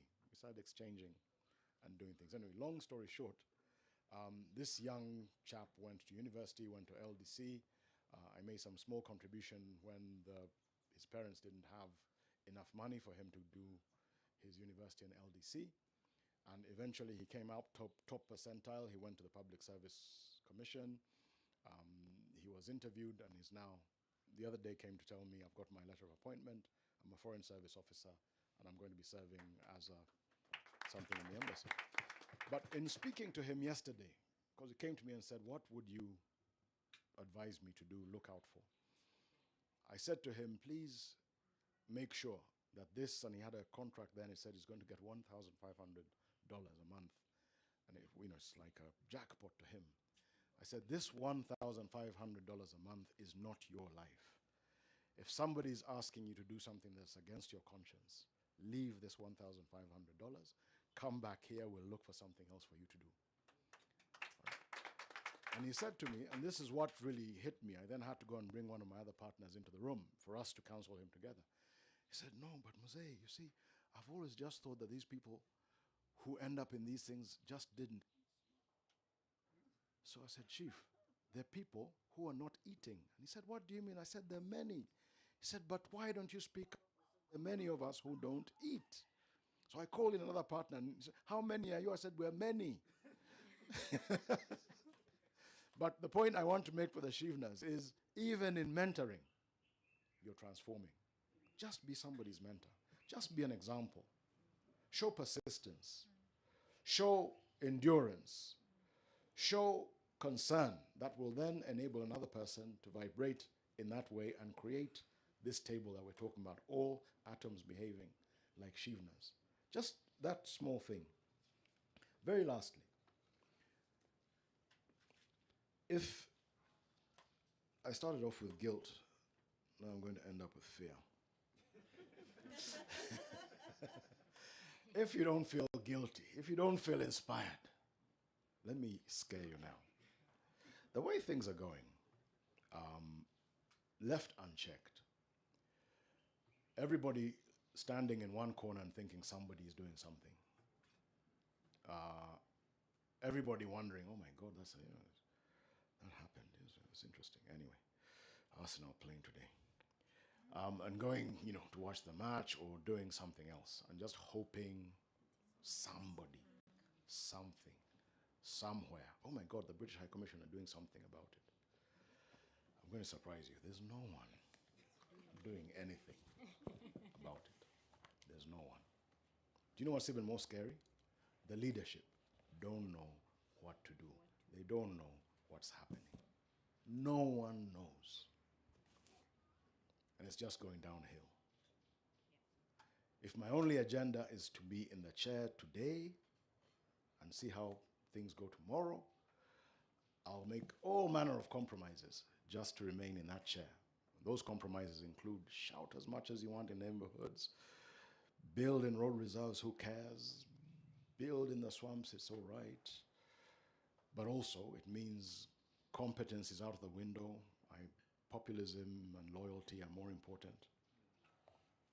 Politics. I bumped into, that's just a small digression, but just to illustrate this point, I bumped into General Mugisha Muntu. About 2 weeks ago, I'd gone for a business lunch, and he had also come to meet somebody for lunch. I said hello to him, and the gentleman that I was meeting came in after me and spotted him and said, oh, that's General Muntu over there. And I said, yes. I said, oh, do you know him? I'd like to meet him and say hello to him. I said, after we've had our lunch and they're done, I'll go and introduce you to him, which I did. My lunch companion was very pleased by this. And as we were walking down, he said something that was very insightful, I thought. He said, if at one stage you worked with General Muntu, and now you're working with, this is Chatham House Rules, with Nabanja, you really hate this country.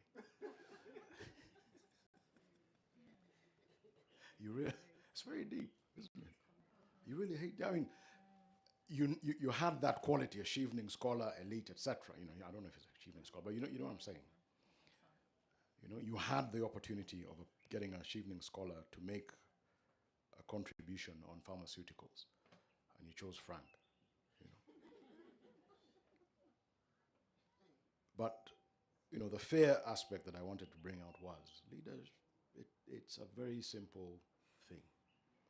Let's get up tomorrow and still be where we are. All right? So when eventually this thing, which is moving on a momentum of its own, unguided, collapses, some of you will be lucky to watch this on television because it will be televised. But most of you will be viewed as actors in this thing. You'll be the ones running with, I don't know, your degree certificates on your heads or something. You'll be the refugees. You'll be the refugees. My late mother told me many stories about exile. Uncles and aunts of mine were in exile. Recently, about a year ago, we buried a cousin of mine, David Barlow was his name. David was my age. I'm 54 this year. David died at 52 or 53. He died of sickle cell anemia.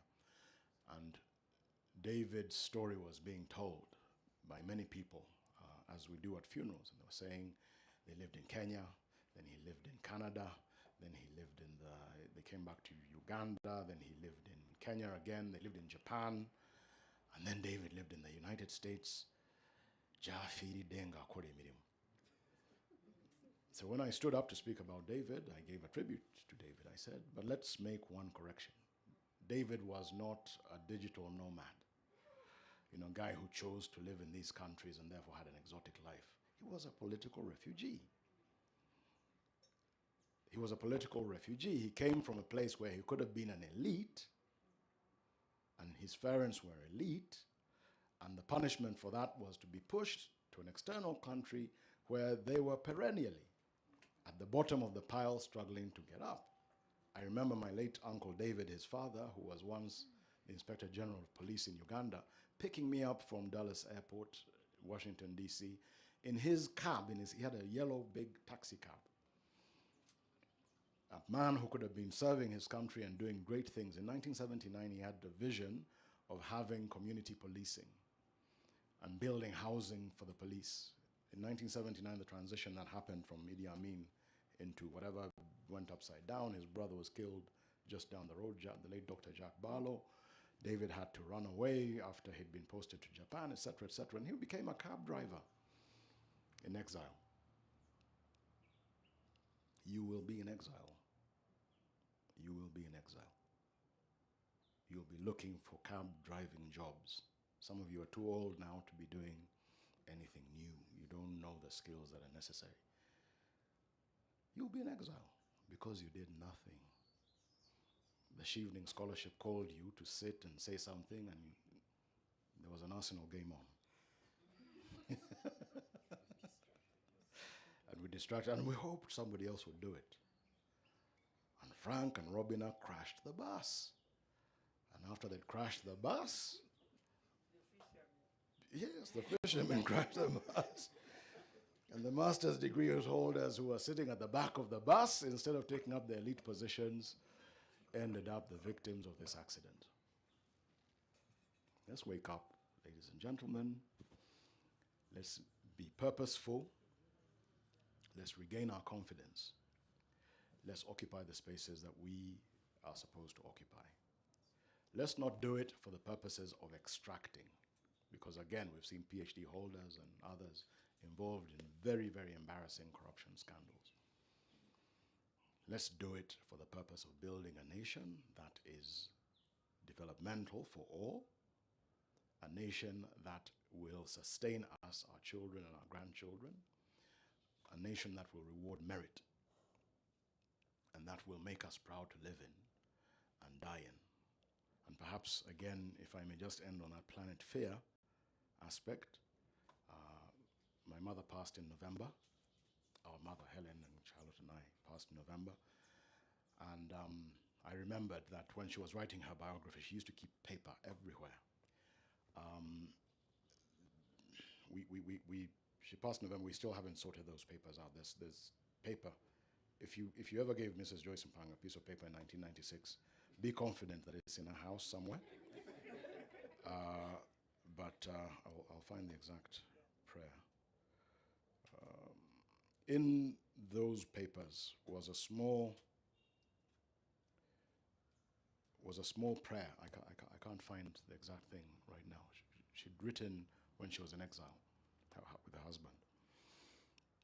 And it said, "Dear God," something like, "Dear God, let me grow old enough to see my children get married and have children of their own, and let me die in my country." That was her exile prayer, to just grow old enough to see her children have children of their own, and for her to die in exile. In her country. Didn't ask for money, didn't ask for much more than that. Life and life at home. The value of life at home can only be understood if you've been forced away. If you felt homesick as scholars, imagine being away and not knowing when or if ever you'll ever go back. The mistakes that lead up to these things are very simple ones. The biggest mistake being everybody standing back and hoping that somebody is going to do something. Nobody is out there to do something. There's only you, there's only me. Thank you very much, ladies and gentlemen.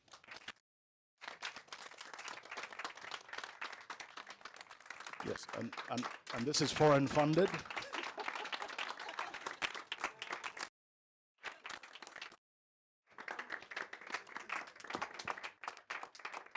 Wow, thank you, our guest speaker, for those awakening words. I just have one question for the audience. Are we, the elite members of the Chevening Association, ready to build a kingdom of transformation? I want to hear some reactions. Are we ready? I hope that our president and former President Helen do not have to send any threatening messages on that WhatsApp group. After this talk, I hope that we can all move and do something.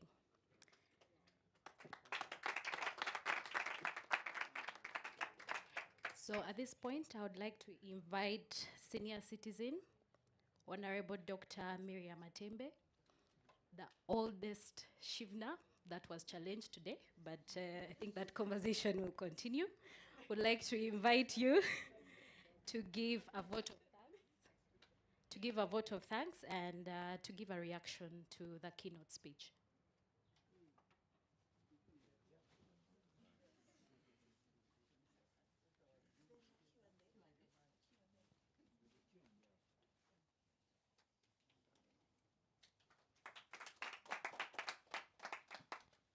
Hello, praise the Lord. Amen. By the way, you started without prayers. Did you hear what Mama did? She prayed and God answered. Amen. You clap for that. Okay. Your Excellency, our guest speaker and chairperson, I'm certainly glad to be here with you as a senior citizen and the oldest Chevening in this. When she sat down and she learned it was not true, you don't challenge Matembe. By the time she speaks, she knows what she's speaking about. But anyway, thank you, my sister. You are nearer to me. First of all, I must also declare conflict of interest. Because David is, by the grace of God, my son-in-love. You know son-in-love? You know I changed that thing of in-laws. Because we don't get him as our son through law. It was through the love of our daughter, isn't it? So I changed things. You must influence situations, you hear? It's a great joy to be here today. I had gone to Mbarara, but I had to say, this time I will go.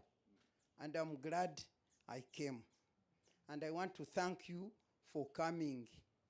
And I want to thank the chair, whoever, you know, I'm not good at technology. Where is the other thing which says I'm not good? Oh. I'm not good at that one. So I never read all these the group things. There are too many for me. You must excuse me, I'm a senior citizen. But once in a while, I look there. When I was coming from Barara, I looked there and I read this call. You people, please. I said, let me go. And so I'm not guilty today. The other people are guilty. Me, I'm not. I'm here. I want to thank all of you, the committee. You've been doing great job. You've been doing very well. Don't you look at yourself like lower, eh? You've been doing very well. I look there, I see what you are doing, I see what you are doing. The only challenge with me, I told you, get me somebody who's near to me, who would always tell me there is this thing. Then I would go in. None of them did that, so I don't read things. But from today, I think I will get somebody who would be saying he's senior citizen here. Especially so now that you are going to be dealing with governance issues. Now, I want to thank David for coming here to talk to us on this subject of governance.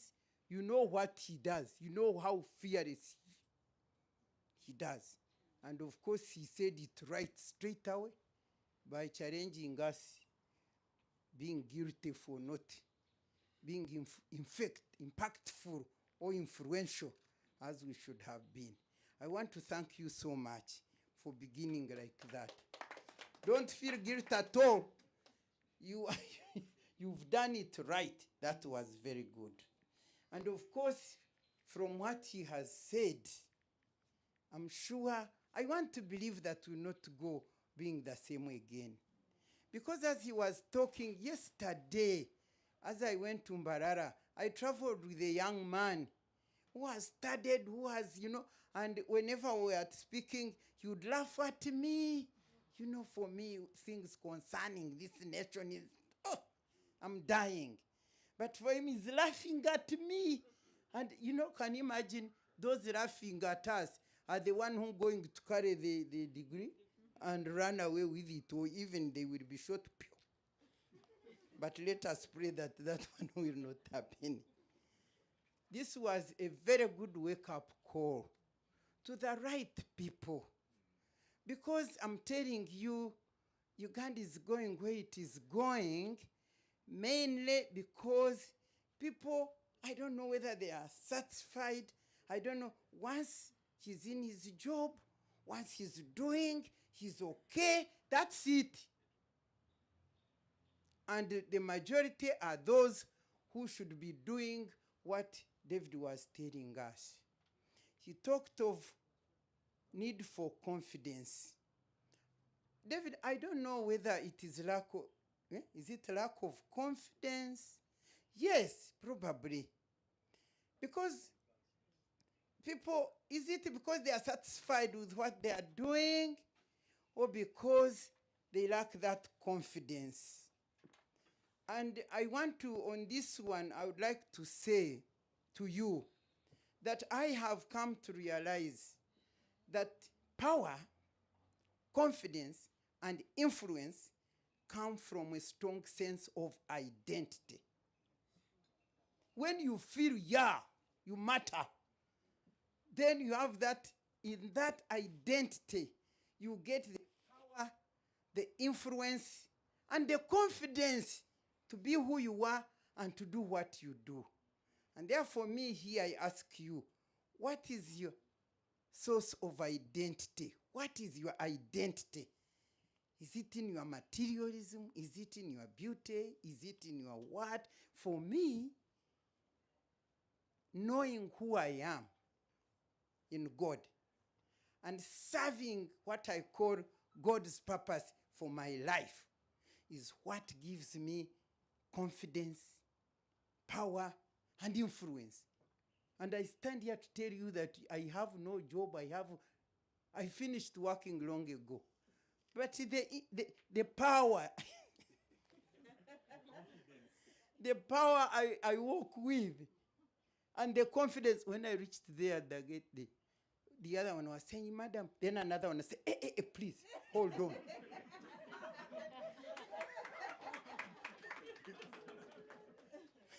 Do you see? The other day, at Parliament, we are not entering. They were not entering Parliament these days. And I was going there. And so I didn't know that they had closed off people. Kampala Road, Ginger Road, then I branched off, then I'm going to Parliament. Then there is this policeman here. Madam, where are you going? I said, I'm going to Parliament. No, we have closed here. You can't go to Parliament. I said, so if I'm going to Parliament and you have closed, where do I pass? And he was looking at me and said, what are you going to do? I said, I'm going there for a meeting. What is the evidence show that you are going there. I said the evidence is that I am here and I'm going there.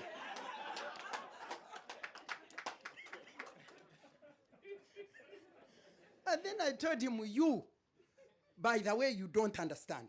You don't know how angry I am with you people, the way you have been treating our youth. You. And I will tell you the truth. This won't work.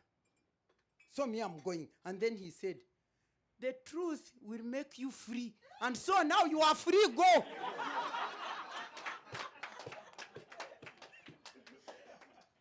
Can you imagine? And if it was other people, they would have go back, don't attend the meeting because the police is saying that. Who is police? Talk to me like that. And I went and I entered there and people were not going there. So, because I know who I am and I know I'm serving God's purpose for my life, and therefore I must go and serve it.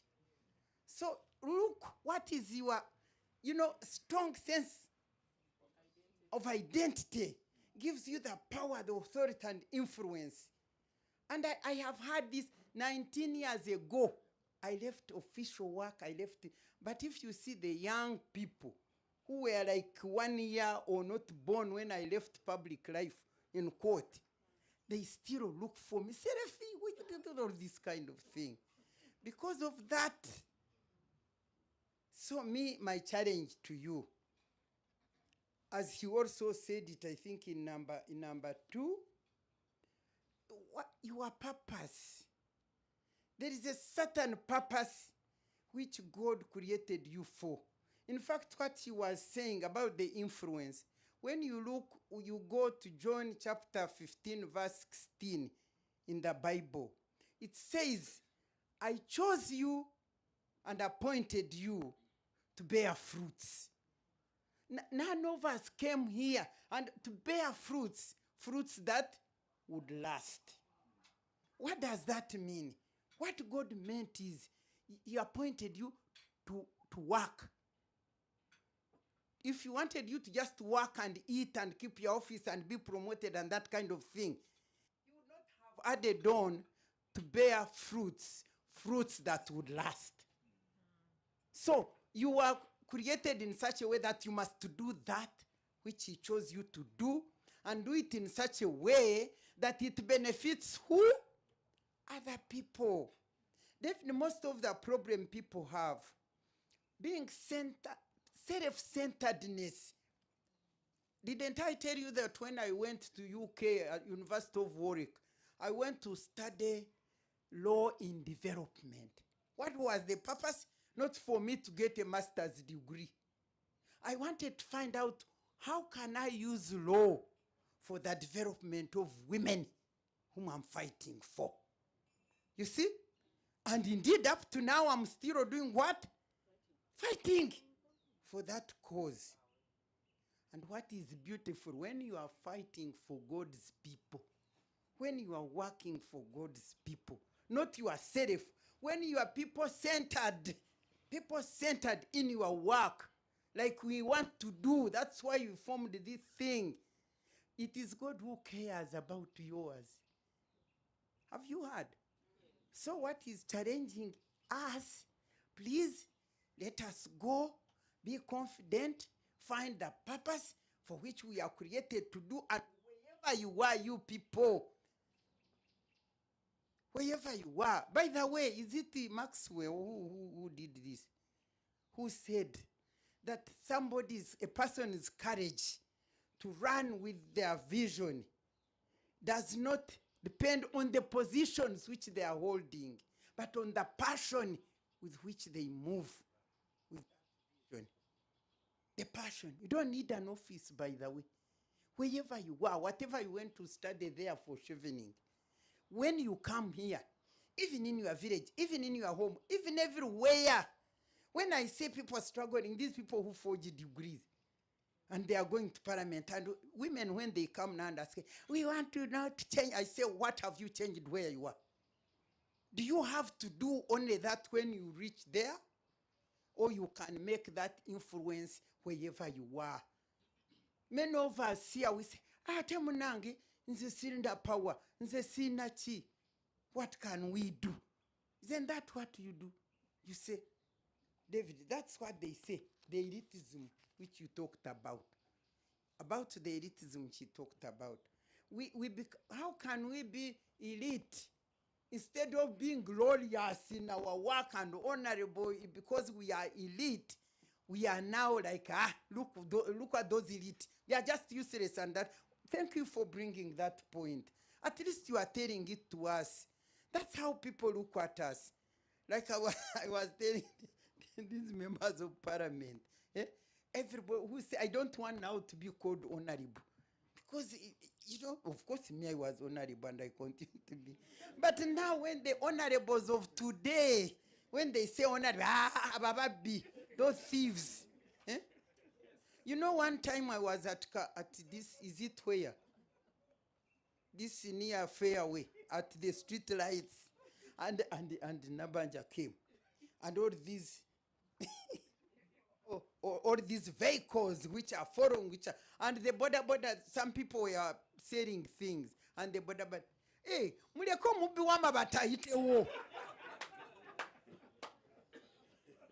Can you imagine? So we need to rise up and take those rightful positions which God has, secured for us, but we are still in that cavalry there which he put there. So elitism, please. You need to be purposeful. To put elitism to purposeful work for influence in your field, wherever sphere you are. And then role models. You need to question yourself the fruits that would last. Are you producing fruits that would last by having people following you? That even when you are gone, look at her mom. Look at her mom. I call her my mom, Mom Joyce Mpanga. You know one time when Museveni had come, and I came onto the political, on open space. And I came with fire, vibrant, and so on. And the mamas, Mama Karema and Mama Mpanga, they were the one always there for the women's cause. But the fire with which I came, and I said, I'm coming. And hey, you go slow, go slow. I said, Mama, I had to learn Luganda. I said, in Luganda, Bagamba, nti no was a day. Akubire ngoma nozina, let me drum for you as you dance. Tochiraba, Singai was fearful or something. I would have said, But I said, Mama, now let me drum and you dance so that when you teach me how to dance, then I will also dance. And that's what she did. I'm one of her products, you see. And I'm sure I have so many behind me. My products are there, I tell you. With those you see are being arrested, under that kind of thing. Actually, I was supposed to go to the prison to get them. But then I had the engagement in Mbarara. But FIDA went there. We went there. So please, be role models, be purposeful at mentoring people so that when you are I'm taking a lot of your time, but you know what gives me joy in my life? What gives me joy is when I'm moving, I meet somebody I think I've never seen and I don't know, and she says, Mama, I'm so happy to see you. Don't you remember what you did? I say, what? I don't know you. He said, hey, you are joking. Then she tells me the story. The other day, a woman told me the story and I broke down and cried. Because I couldn't remember what I did redeeming his sister has been beaten and tortured and so on, and how now the sister who had been abandoned, no home, no what, and I came in, how now she has children who have masters and that kind of thing. You can see what that means. So in fact, as I finish, because I'm taking too much, but I have touched some of these things which he talked about. I want to tell you that, you know, life does not exist in positions and possessions. That's what I have realized. It doesn't. You will make all these possessions, you'll be so and so. Assuming I was depending on my position. Former minister, former. You know, people go to introduce me and they say, former member of parliament, former commissioner of, former. I say, stop there, I'm still alive. I'm not former. I know you are taking me. I say I'm not former. I'm alive, I'm here, I'm a senior citizen, a child of God, and I fight for justice and so on. And so I'm a grandmother, I'm what? So I'm what? So life exists in knowing who you are in God and serving his purpose and serving it in such a way that it gives him glory. And when one day you are not here anymore, you'll say, come, faithful servant, and take your seat. So please abandon fear, abandon fear, abandon fear. That's what he ended with. Please, fear has gripped you. In fact, the other day I'm going to preach for men's conference. I will give them fear. Why do you fear? And I want to end by telling you that if you don't know fear, fear was caused by sin. When Adam was created, there was no what? No fear. But when he sinned, he did what? He feared. Therefore, stop sinning and get back relationship with your creator who created you fearless. And then you abandon fear and you raise up. You people raise up so that you can redeem this nation. And by the way, this is the time. You better know that this is the time. 40 years around the corner, like the children of Israel, when 40 years came, they did what? They crossed. That is the end. Thank you so much, David. Thank you for, and sorry for taking long. After all, I don't put chat, but now you have had me. Thank you very much. Thank you very much. Thank you very much, Doctor, senior citizen, and okay, it's a very long list of things we should. But thank you very much for those remarks. Up to now, I still feel the thrill of the fear of holding my degree on my head, because just like a doctor, I also did a master's in water and sanitation for development, and I remember when Helen was asking me on the interview, "Are you sure when you come back to Uganda, Uganda will have no water issues?" Well, in my career plan, I think I'm doing pretty well. I now work with UNDP, and I'm being very vital in developing concepts on water in areas that need it the most. So at least I'm glad I'm also trying to do something in that development area. So wanted to go into at least get some questions from the audience, 3 questions, just a reaction to the presentation, which was quite scary. Both of them, because they're all awakening. Holding your dig, I did a project in Jordan, in Zatari camp, about the Syrian refugees. And these people, you know how we're known to refugees coming from Congo or from South Sudan, carrying buckets, and we're used to like a private, they're not well off. Here you get to see people who are carrying rolling suitcases. They have washing machines in the refugee camp. Like, it's because they're used to that lifestyle. This was a former engineer. This was a former director. Now they're put into a confined camp, water services.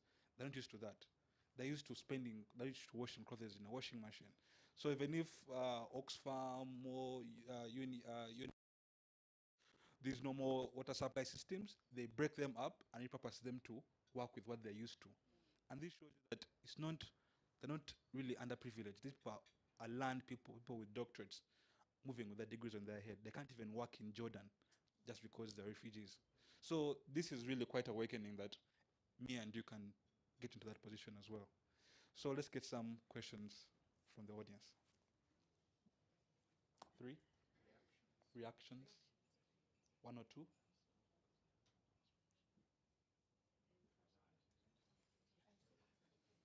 currency. Kristen? Thank you for the invitation, and thank you, David. Thank you, senior citizen. I mean, listening to this discussion this morning, these are things that I think we need to talk about these things every Saturday. They prick at the conscience, and they remind us about the things, the distractions we create, specifically because of the fear and the assumptions and the stigma that we elites have allowed ourselves to experience, because it looks as if the arena in which the critical discussions, the critical influences of our time, either we are above them or they don't touch us. So when people talk about arsenal, or let me go and do my hair, the real thing being said is I don't know how to deal with this situation. Our challenge of the time. What can we do individually in the first place? One of the reflections from this conversation is coming from David's message, echoed by Honorable Miria, is it's easy to think we don't need to have an arsenal of funding, an arsenal of networks, an arsenal of anything. So the real question is, what can be done, where and with what? Or with who I am right now. And whether we like it or not, we have influence. Somebody's watching, or somebody is impacted one way or another by what we are doing, who we are. And maybe that is something we can continuously bring into our, be conscious of and act into daily. It is little, it's the thing we have in our control right now. Somebody is watching me, somebody is impacted by what I am doing. How can I make it a good influence? I think that's one of the reflections coming to me from this conversation. And if at this point anyone is feeling bewildered and not knowing where to start, at least there is something in our own control. But speaking broader, I think there are opportunities for Cheveners to network, I don't know, I will confess it is my probably second Chevening event. And in all honesty, I landed on the dinner almost by mistake. So I was somehow not in the frame of things, and that's not a good thing. That's not a good thing. If I'm to look at, I was just sitting here saying the organization I work for, I want to go and look at, ask HR to tell me how many Cheveners have we had from the beginning. And maybe You have 8 in the Bank of Uganda. right now? Yeah, 8. Right now? Right. Yeah, I'm talking 1966 to date. Yeah. Only? Yeah. Oh. Chevening's only from 1980. Oh yeah, okay, fine. Okay. We forgot you there for Okay, okay, fine. But then we came back. Yeah, I see. Okay. She is a Bank of Uganda person. Yes. And I think you got it from there? You were in that space? Yes. Okay. Yes. But I was really coming to the discussion of what can we do as Cheveners. I think I can only call on us to be more ambitious. Because I think we have the capacity to be more ambitious. I see Cheveners doing great things in other places as Rotarians, as this and that. And maybe, I'm speculating that perhaps part of the reason we are not 350, if you call a Rotary event, this place will fill and overflow. do about how we mobilize, what are the motivations, and Helen here is one of the the people who has crossover experience. But I think that maybe we've not found that thing that tells us identity. Maybe we've not pinned down our identity as Cheveners in what we want to do. Rotary is very clear. They have 7 areas of service. They have a 4-way test. They have work plans and so on. What is the one thing, even if that's where we start from, that would be an identity that is scalable and that can be implemented by Cheveners as well? So that's my other reflection on us as an entity. But thank you very much for a great morning. Thank you very much, Christian. I think I'll get another feedback from Janet, one of the previous former younger cohort. I don't know if it still qualifies, but former younger cohort. Wow. Thank you very much. I'll introduce myself. My name is Janet Navuga Bugembe, a Chevening scholar, 2022, and I pursued a master's in corporate governance and international business from Babek College. And the reason why I felt I needed to share my reflections is because a very constructive discussion where we have highlighted the fact that you do not have to be in a place of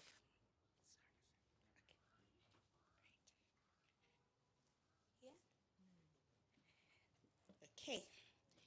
I believe that you be in a place of influence. You don't need to hold a political position to make the change that you want to see in this country. It starts with us. But I would like to just add what speakers have mentioned. I also believe in loyalty. Many of us were given an opportunity to go and study in the United Kingdom and come back. I have been sharing with the Cheveners in my cohort about making a difference. Yes, somebody invested in you so that you can come back and be a blessing to somebody else. We were privileged. I believe they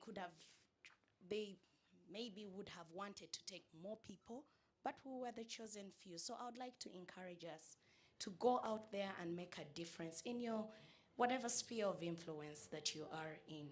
And I would like to take this opportunity to thank some people who are here, who have supported me in my initiatives. And I would like to thank the British High Commissioner. Whenever I call on her, she has supported me. And last night we were together up until 11 p.m. Because I run a mentorship program, and I believe that I have been chosen, or I have been, privileged so that I can be able to help somebody else. And I would like to thank many people like Dr. Charlotte, like Christine. They have done a fantastic job in the mentorship spaces, and I'm very excited about where we are headed as Uganda, as a nation, because I know that we can make the difference that we want to see. Lastly, I would like to request Mr. Mpanga, you have shared your wonderful story. I would like to invite you to a certain forum so that you can be able to share. I feel it's very, very inspiring, and many people need to hear it, and people need to know that they need to come out of their shells. Friends, thank you. Thank you very much, Janet, for that. Janet runs a mentorship class, which I've happened to be part of, and it's really quite transformative. And one of the ways I think some of us can pick a leaf or a branch and also be more transformative and reach out to those who are not only Cheveners, but to the entire continent. Just have room for, okay, their arms are raising. I see people are not getting out of the cover of, okay, please, go. Come forward so you can be covered for the live audience. Is this okay? DFK, thank you very much for an amazing talk. Wanted to ask a question, but then I reflected and said, am I on Mount Stupid? And I should just keep quiet. But I was encouraged by my colleagues, so in case the question is not very smart, there's two of us. My fellow person who wanted to ask, you can wave. So anywho, so DFK, when we apply for Chevening, we write amazing essays about leadership. I wrote about, you know, people who had been presidents. My university had Jomo Kenyatta, had Kwame Nkrumah, had Benedicto Chiwanuka. I think it must have been the best essay. And I talked about how I'm going to change Uganda. And I talked about Benazir Bhutto and other such Cheveners. But then, right now, when we want to do certain things, we are afraid. Because, to be honest, the way police beat in Kampala. So, maybe you could talk a little bit to us about how to overcome fear. Because definitely, we are just postponing the inevitable. Like you mentioned, I left UK sometime later than I should have left, but eventually I left. And I still have my UK bank account because I don't know where the future lies. So could you give us some hints on how we can overcome fear? And speak up. Thank you.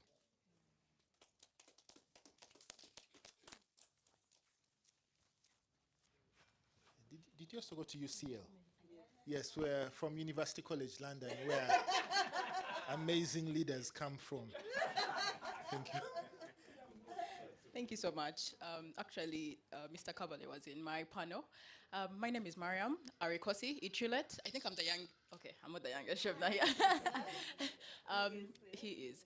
I recently finished my degree at UCL, pursuing a Master of Science in Biosocial Medical Anthropology. And I would just like to make a comment, but also pose a question, because on the Kruger scale that you showed us, on the y-axis, it was confidence.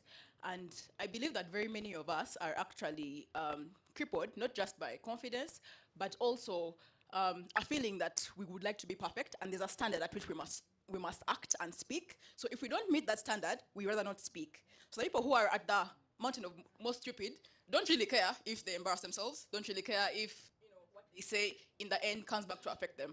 I remember when I was younger, I would fear to even post on Facebook or Twitter, because I told myself, in 10 years, I'm going to be, what I post now may come to bite me. So I would not even post, because I was trying to protect myself from the what if. And I think that very many of us, even those who aren't coming here, may be fearful of that. Okay, I'm a Shrebner, I may be expected to be doing big things, so either not go and risk not having an elaborate, speech or CV or portfolio, because if you look around, people are doing big things. So very many of us are not coming or speaking or doing these things because we are yet to achieve what we think.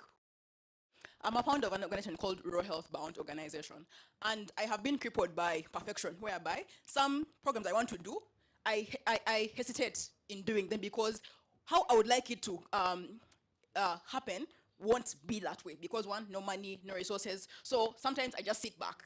Then usually I have to remind myself, okay, before I get to that point, I have to first do the baby steps. So I think that we also need to talk to elites like us who are in this room, that it's okay to make mistakes. It's okay to not achieve in the moment the way you envision. It's okay to start small and maybe call, I'm sure Janet has called the High Commissioner, even when her event is small, even when there was no or big platform, and she was able to come. But most of us don't even make that step because we don't have an elaborate stadium, an elaborate venue, and then we do not do anything. So I would like us to talk about I feel like the real things that cripple elites from doing things is perfectionism.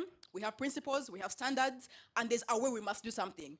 I'm sure if between me and Frank, I think I have more fear in making a mistake than, because for him, he can say anything, he has no fear, he can embarrass himself, but I probably can't say the things he can say, and that cripples me. And then he is the one speaking because he lacks fear and he has maybe no sense of shame, nothing to lose. So I think we also need to talk about that, whereby on the road to success and excellence, it's okay to make a blunder. Sometimes you may be cancelled, sometimes you may be fired, but in that baptism of fire and ice is where we actually become. Thank you, thank you. Thank Ignorance you. is bliss. Comes to In the interest of time, I think let's keep our questions short. one more, I think one more. Two more. Two, Two okay, more. two more. Two more. Okay. Good afternoon, everyone. I will keep mine short and sweet. It's not a comment or an addition. My name is Diana. I just wanted to expand on Arnold's question. How do you balance the reality? How do you balance between risk and advocacy in terms of what you need to say or do to make a difference? Because the risks are very real to your profession, to your life, to your family. And some people have an expanded capacity to advocate because of where they're at, who they are, but some don't, okay? If we are on the street raising fists with Honorable Miriam Matembe, police may beat her with integrity. For me, they'll really beat me, you understand? Now I'll get a proper beating because, exactly, that's if they touch her, right? So I'm talking about that. If we want the same thing and want to advocate, how do you balance between the realities of what you're dealing with and getting what you need to do done? Yeah. Yes, thank you very much. I feel sorry for the Cheveners who are actually leaders in police, but I digress, which we do have, yes. My name is Loyola Rabose Karowa. I'm an advocate.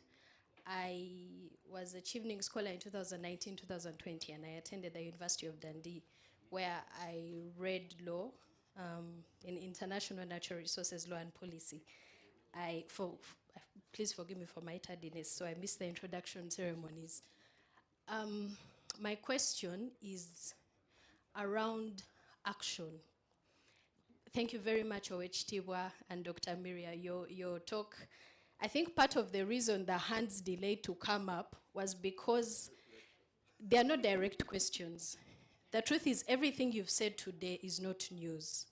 We've had this before, we know this, we wrote these things in essays, we debate it, we say these things every day in various discussion groups. O.H. Tiwa David Impanga simply said it in better English.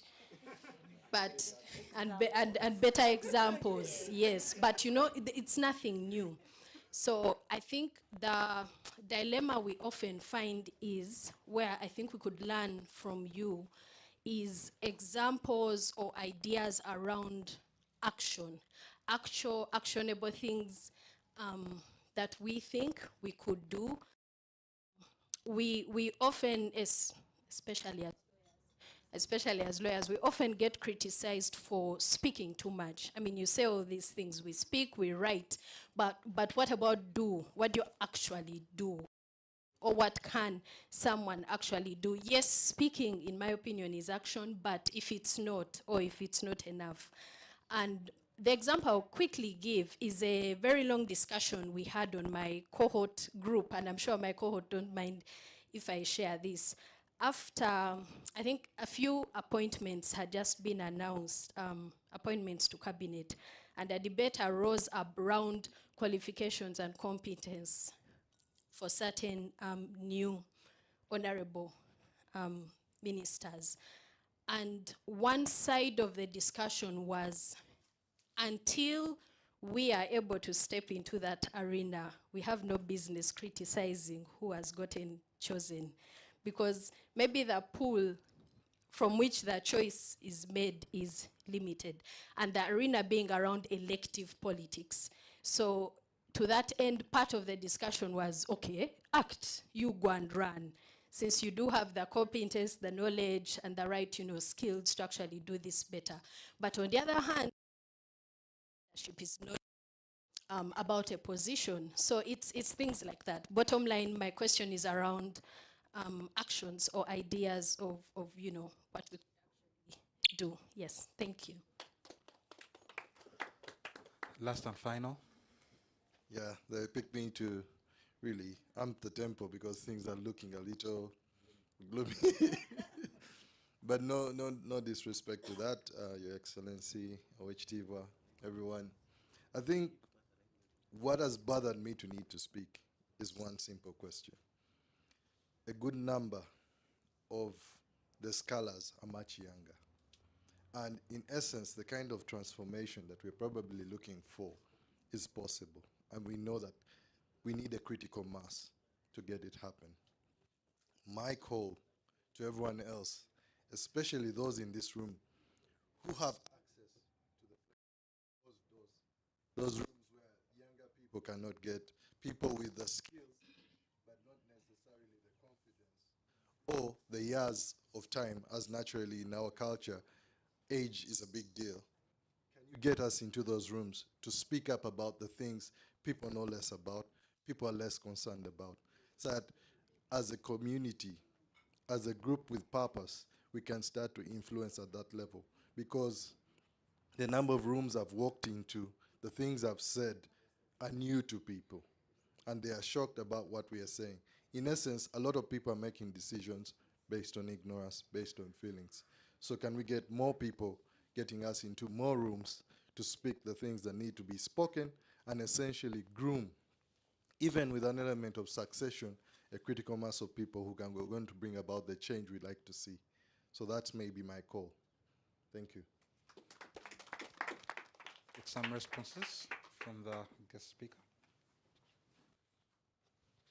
Thank you very much, and I'll beg that I be forgiven not to make very highly individualized responses, because I think the questions and comments have generally taken a couple of trends. Trend number one is action. What action should we do? And I'm going to give you a lawyer's answer. It depends, but there are very many areas in which you can act and impact. You can choose to be involved in direct action at the front, in the middle, in the back, above, below, at a number of levels, in a number of areas. Let me just give 3, 4, 5 quick examples. How many people here have professional associations? Professional associations, law society, doctors, dentals, etc. How many of us attend those meetings and engage practically in those professional institutions? You'll find that, again, many have then, so it will be law society, but then the law society will call a meeting, and there's one more file I'm handling. And so if I could get into the law society and make the law society vibrate in a certain way, I'm already taking action. If I can get the or the medical practitioners association to do the same, if we can get the engineers to do the same, if we can get the accountants to do the same, do not underestimate these things. How many of us know about a civic organization, Rotary aside, that we could get into and get vibrating in a certain way? Rotary, Lions, all sorts of organizations. Akariba Kendo, Agariawamu. There's so many organizations that you can get into. When we get into these organizations, purposed to use our influence for development, for social betterment, to speak out and speak loudly. It brings me then to the point about, just before I leave that, as Honorable Matembe said, and she was truly honorable, still is, as Honorable Matembe said, we don't need elective positions, actually, to affect the society, to transform society. But if you can get into elective positions, people, go. Why not? Try. There's nothing wrong in any party, NRM, FDC, and all of these parties need people like you. Each one of these parties needs to start vibrating in the way that we need society to vibrate, to transform society. So I'll be happy to come and speak at an NRM meeting, at an FDC meeting, at an NUP meeting in support of a Chevening, who is dedicated to transforming, and who's not going to just buckle to these lies. Then we'll construct a river, we'll dance for you and that kind, then we'll give out envelopes, all right? Because unfortunately, the good people standing aside has meant that that's the currency. But go in knowing that you're not going to succeed round one. All right? And maybe again, that comes to the perfectionism point. Do not fear failure. Failure teaches you something. There was a time when Dr. Clark, Ian Clark, was the chairman LC3 in Machi, India. And he used to have cleaning up rallies where he'd gather people to clean up. Instead of standing and shouting slogans, he said, let's gather and clean up. He won. It's a shame that it wasn't replicated as a political model of success. There must have been other reasons why he didn't go again. But to my mind, if we can get more people in all parties going in for a developmental bargain, that's exactly what we need. So that at the end of the day, everybody's debating about where the hospital should be, what the specialization should be, the color of the hospital. I like that. Not how big, the budget for cars for MPs should be, or, the daily allowance per diem. Do we go 15 days or 20 days for benchmarking? That's nonsense. All right? You're already benchmarked. You're already-made benchmarked. Cheveners. All right? So to my mind, that's, there's so many actions that can be taken. And of course, there'd also be, and let me address it squarely, because it talks to the second theme, which is fear. Direct action sometimes will bring you into confrontation with people who will use violence. There are two things that one must do in doing that, not to necessarily run away from direct action, but being strategic and clever about direct action. So if I know that doing X is going to get me beaten up because that's where the strength of those that I'm opposing is, why am I going right there? Even in military science, they tell you, do not attack fortified positions.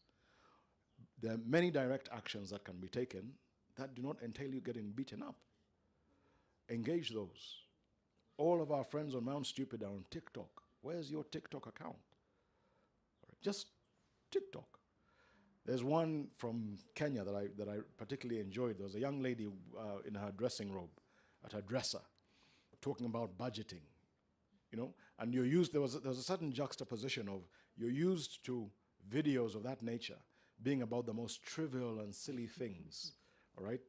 And she's talking about budgets and very intricately explaining why taxation cannot get a country to develop in the way that people need it to develop when, the elites are not changing their spending habits, but they expect to tax more, to spend more in reckless ways. But she's sitting in front of her dresser with her dressing gown, playing around with bottles, and she's drawing in. It was very clever. She was drawing in an audience that's used to that with product placement and that kind of thing. She was maybe mimicking some influencers and getting a very important message across. Do that. If you don't want the sticks and the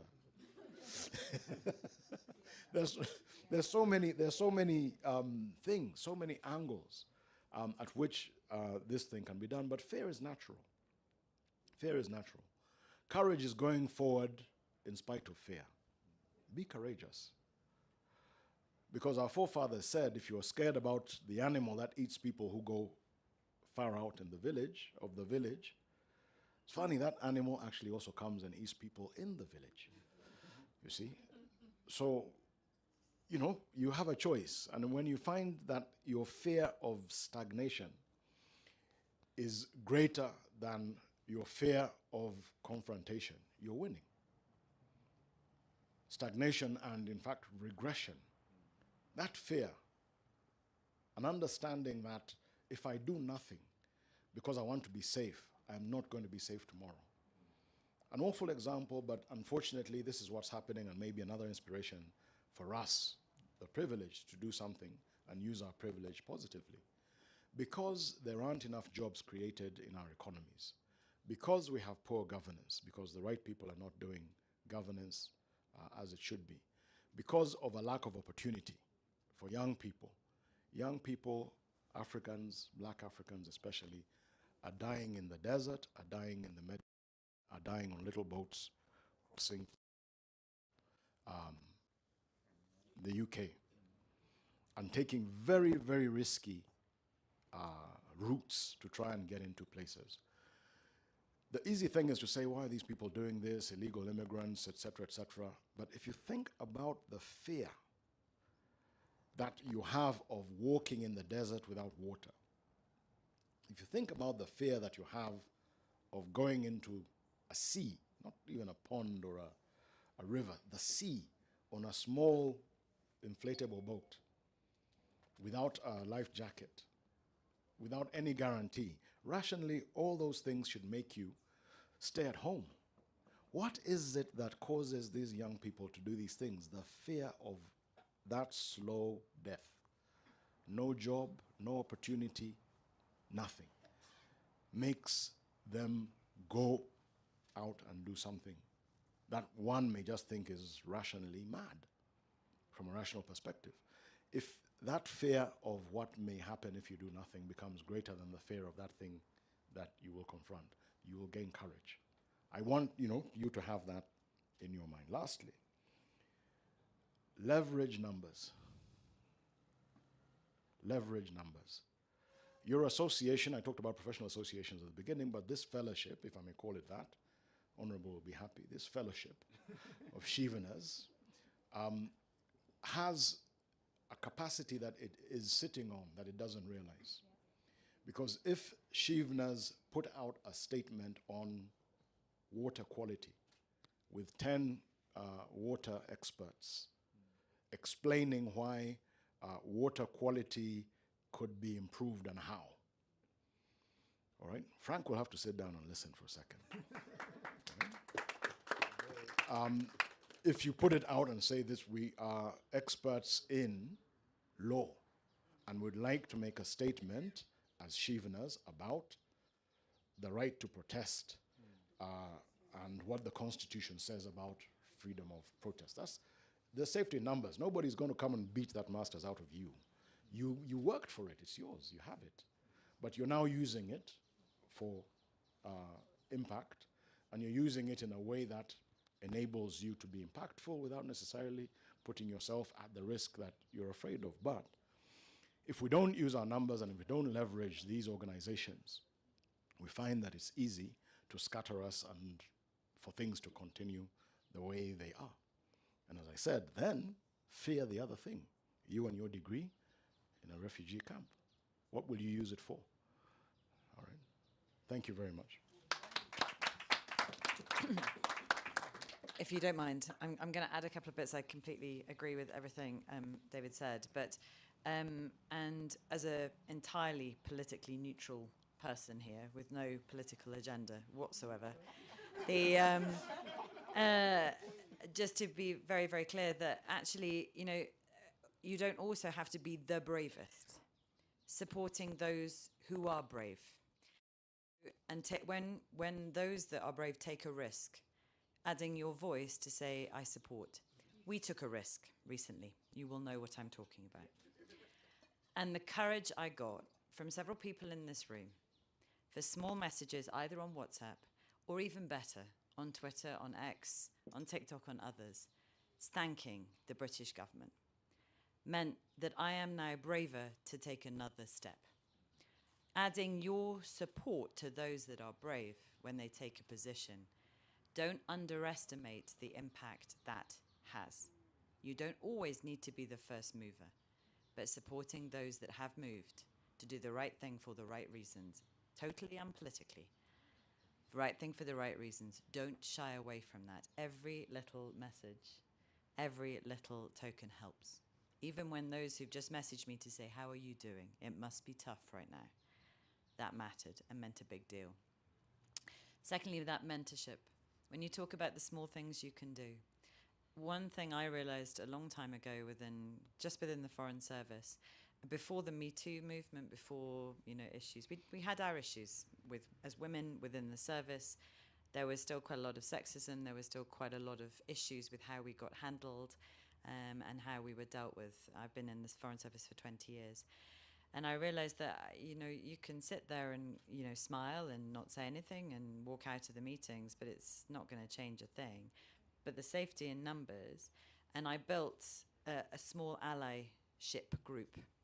We are all now ambassadors across various parts of the British thing.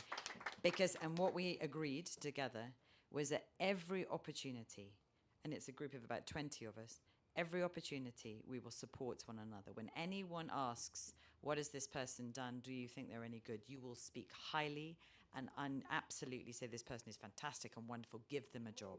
Support them. You know, when they come to you asking for help, you rewrite their CVs. You put in that time because they will create a cohort that rises with you through those organizations. And if those people have the same beliefs, the same values, you will change your organization for the better as a consequence. Thirdly, the power of conversations. Don't underestimate this.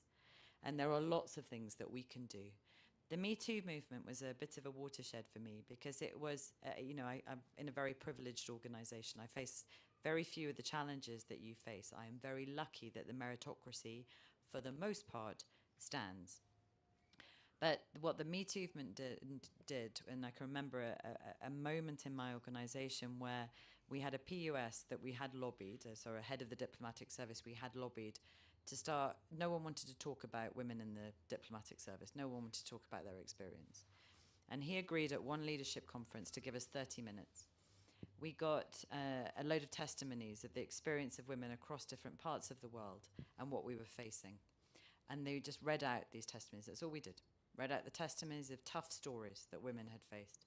You could have heard a pin drop in that room. And ever since that day, senior men in my organization have come and said, how do you feel? What do you want to say? How can I support you? Because actually, we are not surrounded by monsters. We're not. My daughter has autism, so she deals with numbers. She loves very simple things. And I tell her, in every 10 people, there is one person you need to avoid. You need to find that person and give them no time and avoid them. There are 2 people who are golden, and there are 7 who are good. You are in a majority where people will stand up and support and help, but you have to find your voices and have to have those conversations. And I'm not preaching for you to change Uganda. I am making notes of what David said, and when I go home, I'm doing this in my country too, because it is our civic responsibility that I am also an elite and I must give back to my people. It is a universal truth for all of us. And you don't need to start a revolution. Evolution. And honestly, please, can someone deal with Frank on television? And can we get some proper voices out there to raise the level of debate? You've heard me say this over and over again. Uganda has no capacity issues. You have all the capacity in this country you could ever need.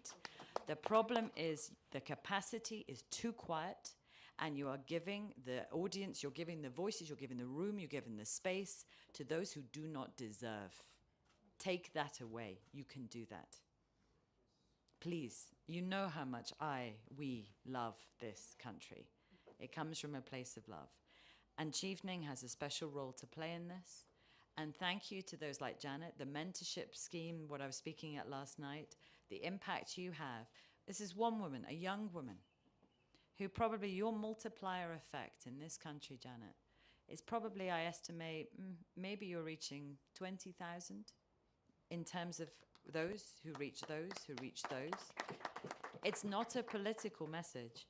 It's a message of responsibility, of ethics, of morals, and of leadership. Now that if one woman in this room can do that, can you imagine if you all did it? What could happen if I did it in my country? What could happen? It could be astonishing. And I believe it can be, and you can do it. One final word, if anybody needs a hashtag or just a slogan like a kicker for the Chevening Fellowship, make ignorance embarrassing again. Thank you very much, Owechitiwa. Thank you very much, Your Excellency, for those reassuring words of support and awakening us to get out of our comfort zones. I can see, since we're now on British ground, the weather is also turning British. So we shall quickly run to the next event. I would like our chair a vote of thanks and also listen to the next ceremony of launching the website before we can take a picture in the British weather. Thank you. I thought the person in communications would be able to handle this part of the. So I've been listening quietly, taking notes, and just reflecting on this entire talk, which has been ignited by the keynote speaker. And maybe I'll share my reflections later. I think I'm still reflecting, but the message is clear. You cannot stay on your laurels. You just can't. So thank you very much, Councillor David. Thank you very much, Kate, for adding your voice. And thank you, Mama. I think she has stepped out. Thank you as well for this message. One of the things we like to do, and one of the reasons we hold these AGMs every year, is that I think it is this guy, he's called Ziggy Ziglar. Some of you have heard of him. He said they used to ask him why he motivates people every day. And he said, does any one of us stop showering? Does any one of us take a bath and say, no, I'll not bath again until 3 weeks from now? So he said that you need motivation every day because like a shower, it refreshes you and pushes you to start again. So I think someone who said we need this every Saturday, we probably won't give you that, but I think we really need this to remind ourselves, but also to galvanize these numbers that we may be able to motivate ourselves to change this country. And at the executive committee, we are committed to that. We know that this country can change. We have the population dividend.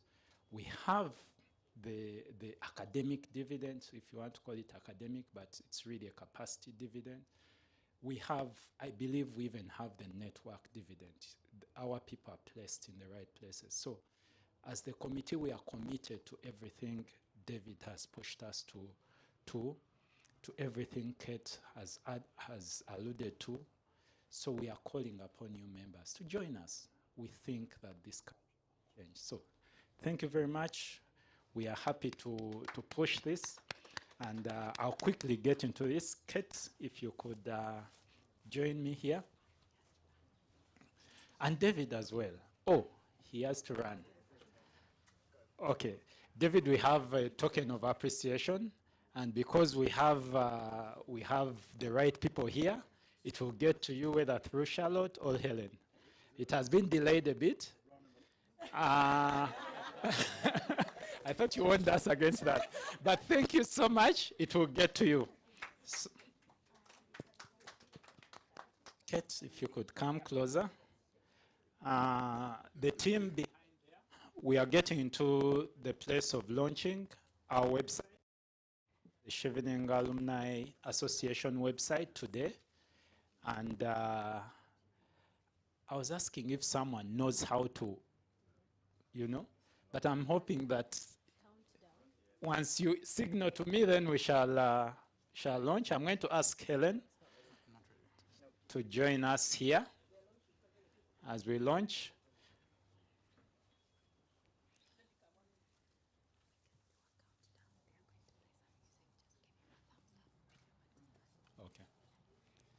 Okay, so we are going to do a countdown as Helen comes.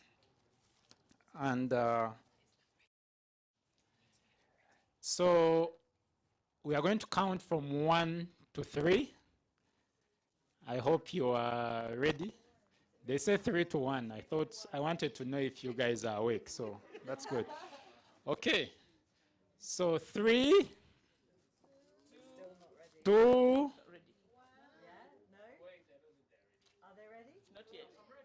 you're ready? Okay. 3, 2, 1, go!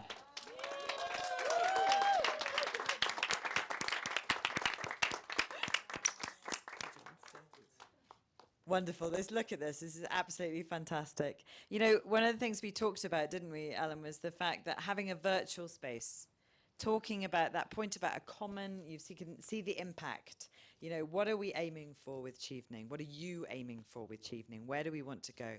Having that platform that explains who we are. And then precisely, it gives you that forum So when, Elvis, you're ready to write, what do we need to do about water in Uganda? This is the place we will place these things. This is where we will put things. When we want to say the impact that our Cheveners are having, the way they're going on to mentor, what are they doing it? When you know how Rotary started, you know that Paul Harris, the head of Rotary, you know, all he did was put out a sign say 200 people who think the same as me, who are lonely like me, come together.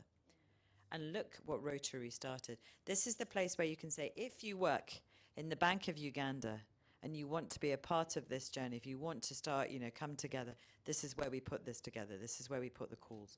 So I think it's really exciting. I think it's really good. It's that, you know, we don't need a building. We have a virtual space now where we're at home and where we come together. I think it's wonderful. So thank you very much for all the work that's gone into this. It's absolutely great, Anna.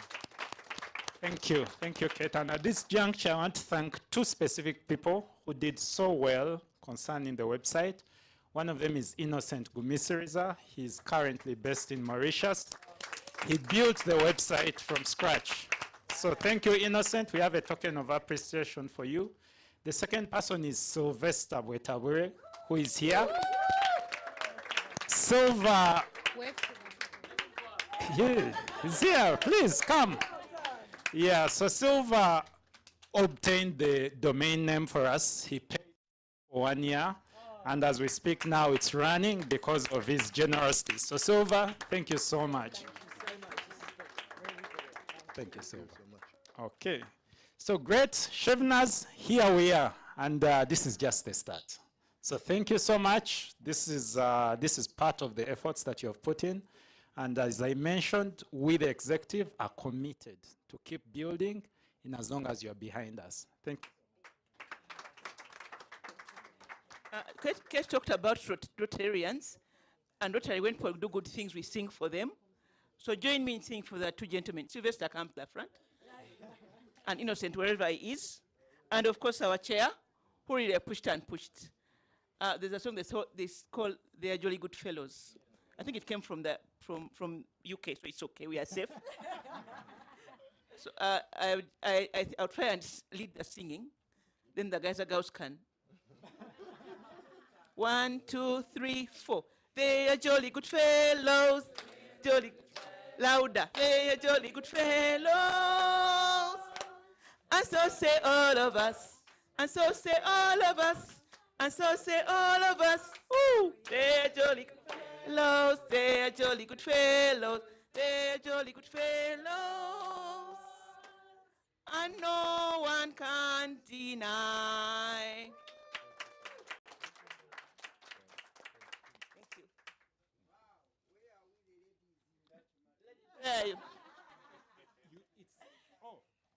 Now that you mentioned, please put it back, Jonal. So this site is just the start. What we needed to put out was the start. Now, ladies, your design skills, as you can see, it was done by men, you can see. So please bring on the content, bring on the designs, bring on everything, articles, whatever. We want to make it as lively, as good looking, and whichever, because it's a promotional tool. So thank you so much. Thank you. We are now live. You can now Google us and you'll find us there. I think now next on the agenda, let's gather and take a picture to commemorate this day. And at the back there, at the Chevening banner, we shall take a walk there and take a picture.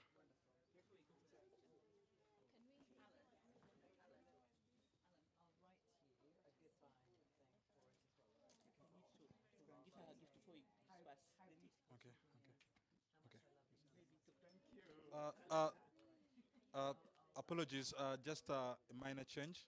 We have so many gifts for the High Excellency. So I wanted to start placing in some teasers before we go for the picture. Yes, there's also that. Yeah, that's dinner. It's lunchtime now. Yes. Yeah.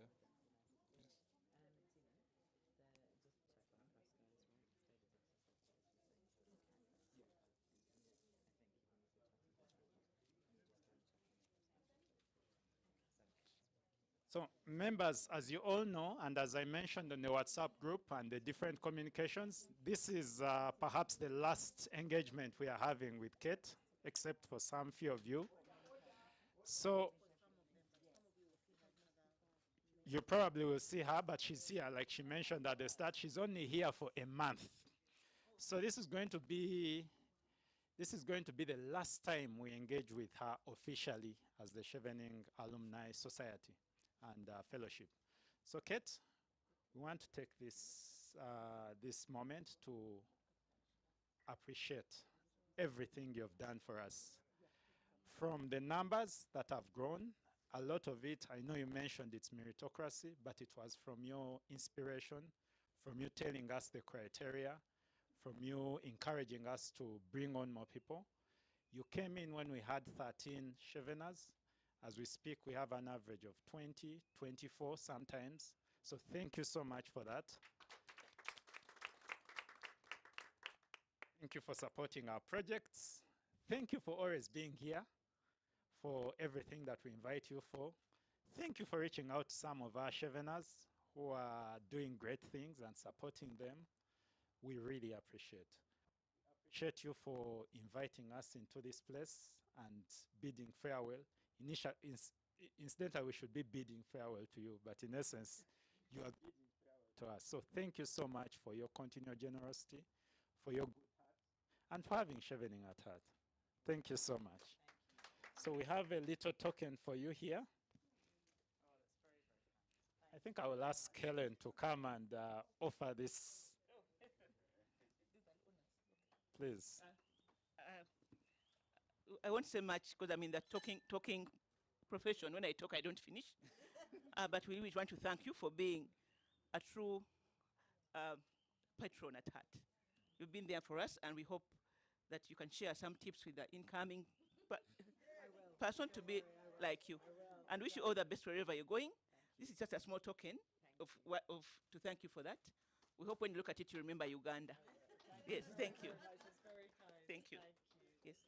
And Shivina, this is if I first take the pictures.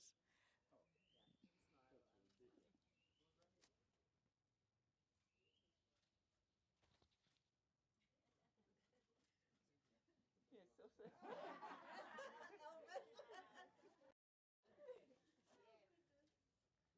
Shivina, we also have another surprise. We had, you remember, beginning of the year, our chairperson became whole. He got his rib, and we weren't able to get a gift for him because he's always very busy and he dodged us a lot.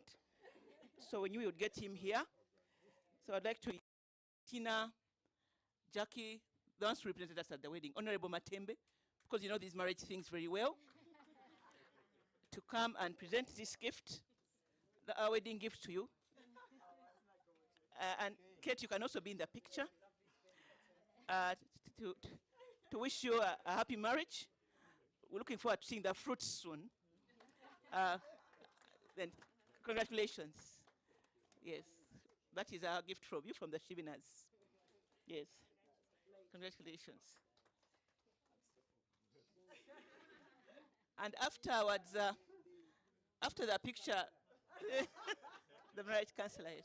And after the gift, after the photograph, we're going to have to come back. I think you'll announce. So after the group photo, which we're going to take at the back, we're going to come back and cut some cake. I hope someone is in for some calories. So if we can just walk to the back and take those photographs, and then we shall just come back and cut the cake.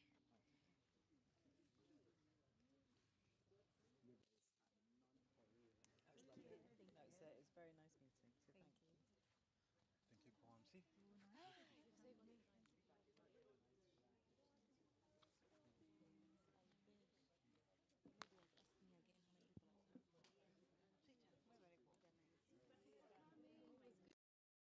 The older cohort. Last year in December when we were looking for like the older people who have been in this thing, we were like, where are they? We want to interact with them. We want to do. No, we're going to start And it was only us, the young people. Yes, so we're like, we really need you guys to come. Thank you so much for coming. For the next event, she will come. I'll come. If you have Alan's number, if you could just either message Helen, she'll pass it on to us to add her to the group, or even Tina. Yeah.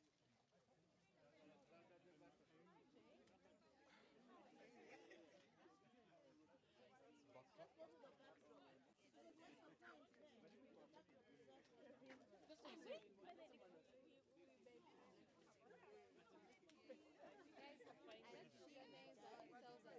names ourselves and take this picture. Very fun. So guys, there's no handbags, please. It really looks messy in photos.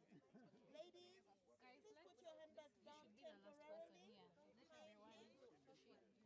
Guys, just move a bit back, just a bit, just a bit. The tall people. No, the baby The short ones like me. Well, the baby coat for the longest time, it's still our guys. Guys, please. Push in.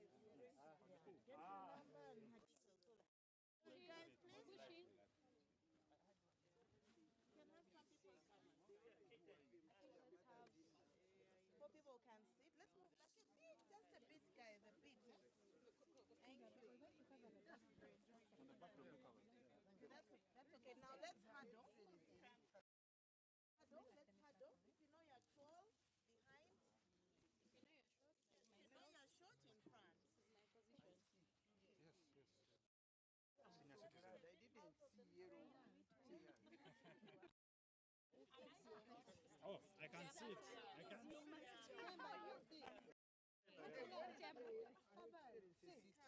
Okay, let me sit here. She will sit here. She can sit here. I sit in red. But I'm a guy.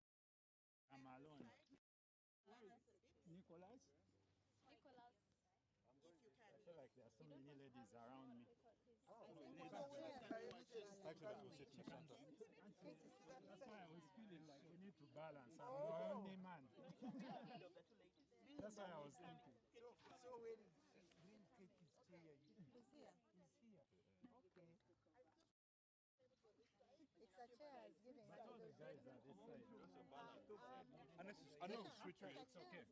She can sit here. Is that a balance? Then That's okay. Nicholas. Nicholas brought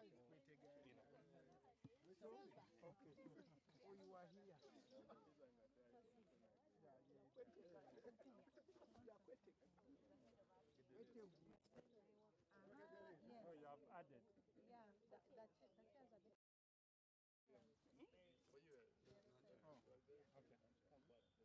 okay. Although I told you to respect your eyes. Tina? Tina is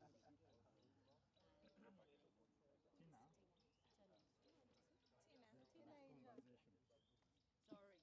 sorry. We had a common interest. Oh!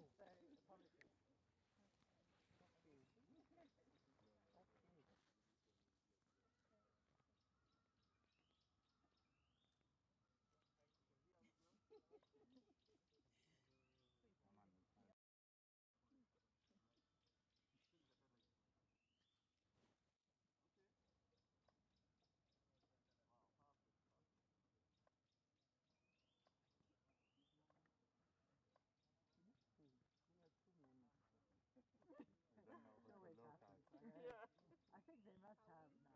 Yeah, let's go make some noise. Some noise. Happy one! Happy one!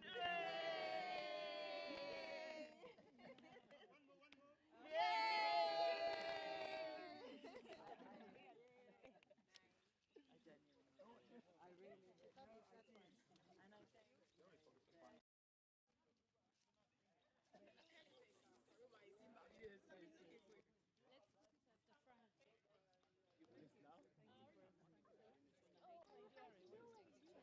yes. Let's put it at the front. Yes, now? Just move it from the Interesting, the way they wrap Go it. ahead. They do it Wedding, like yeah, this. just push it out, pull it, lift it out. I won't damage the side. No, start. Card. Which side is up, which No, side this is one is the down one, the flat one. So we have to remove the husband he gave us for his wedding, the wedding here landscape. Auntie gonna fly your one mat on it. Here. Actually, remove this. Eh? Sorry? I want to put them on the side. Sides. Yes. Just help me carry.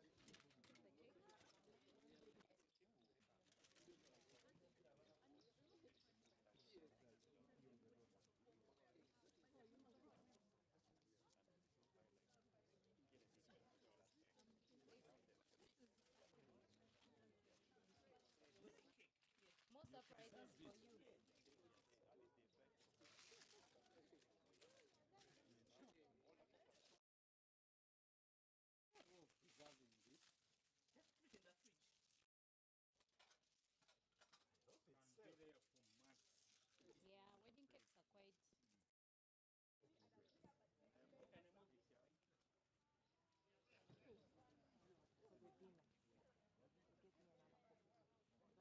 copy. You're looking for paper towel.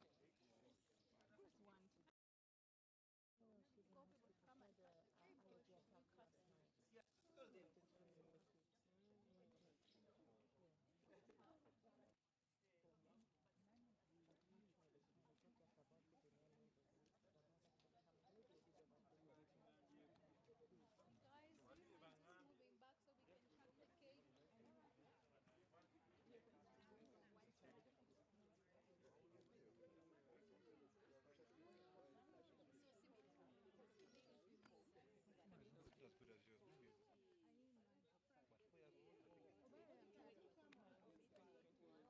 old, I think. If I am in my run, 2019. because I know my baby is not going to be at the dinner. Not 2021. Isn't that made? It's not better for you. The real problem is not about How is it? restoring the love and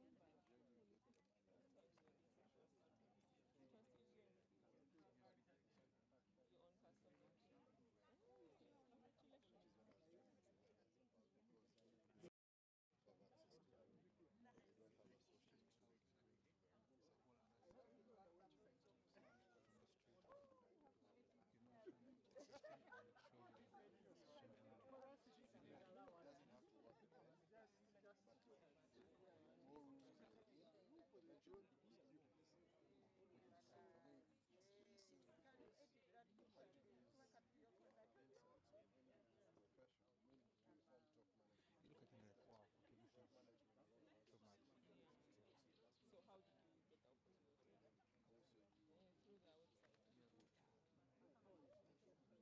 opportunity? and then also you Through the website. Guys, just nudge you to move so we can cut that cake and be ready to move. You have to go. Yes. Okay. Not sure. What do you mean not sure? That's the first step, isn't it? Well, party, you have a school as you have vibe. The vibe here. The vibe is here. What? No, there's a very, this is a whole different. I think let's ask. Yeah. There is a group of scouts, and they're a bit, it's a more diverse, so Swedish Study Institute, someone else, what.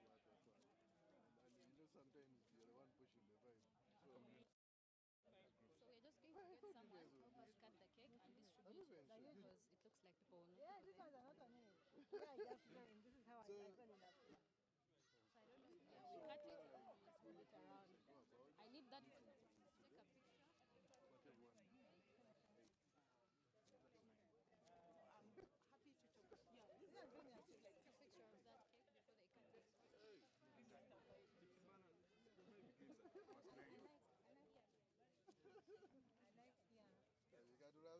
Flying out tomorrow and attending mass. it doesn't matter. You will sleep on the plane. What do you It's not about sleeping, it's about mass. You will sleep. 5:30. There's also mass this evening. Actually, I attend mass. If I attend mass, I'll be late.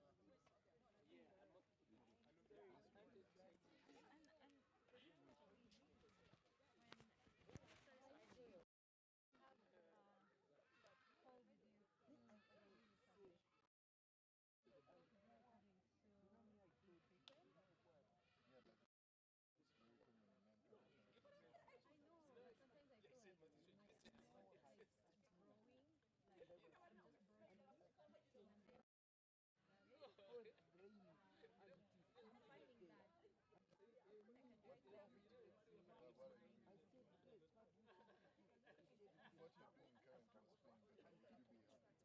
Would you be happy? Okay, of course. Oh, then you come here.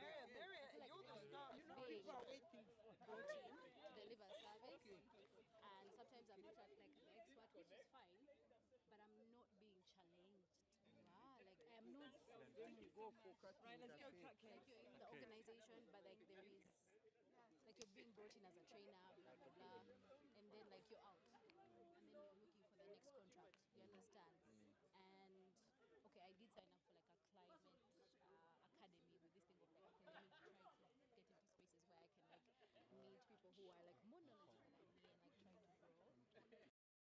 That struggle of like it's great, I get to influence how I work, but I feel like at least for like the past 1 year, I feel like I'm stuck with the things I knew last year are the same thing. Chicken and update. Things are changing. Of course I can change my mind, but I need to be in a space. Cake time. Cake. Zone of like I need to like figure out next year where can I plug in. I was thinking of going like in a co-working space. Pleasure. Cake time. Cake time. No Wi-Fi.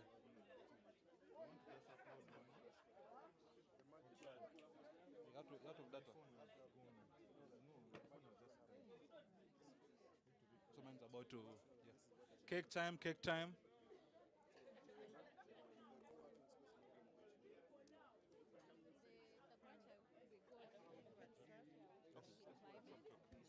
The branch we go in climate. Hey, drink already. What's the name? Cake already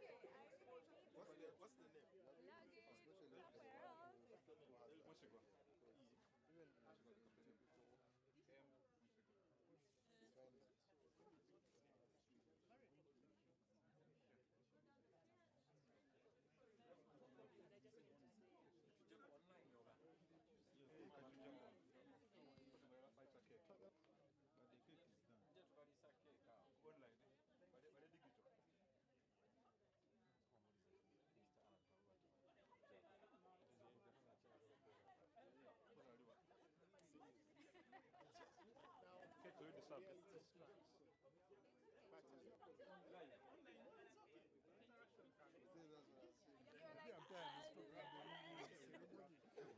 Have you had yourself Thank you very much.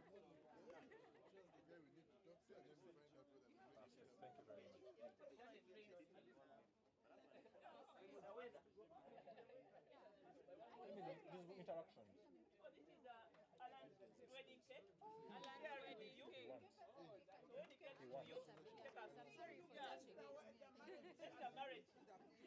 And you eat the cake. Bless the marriage as you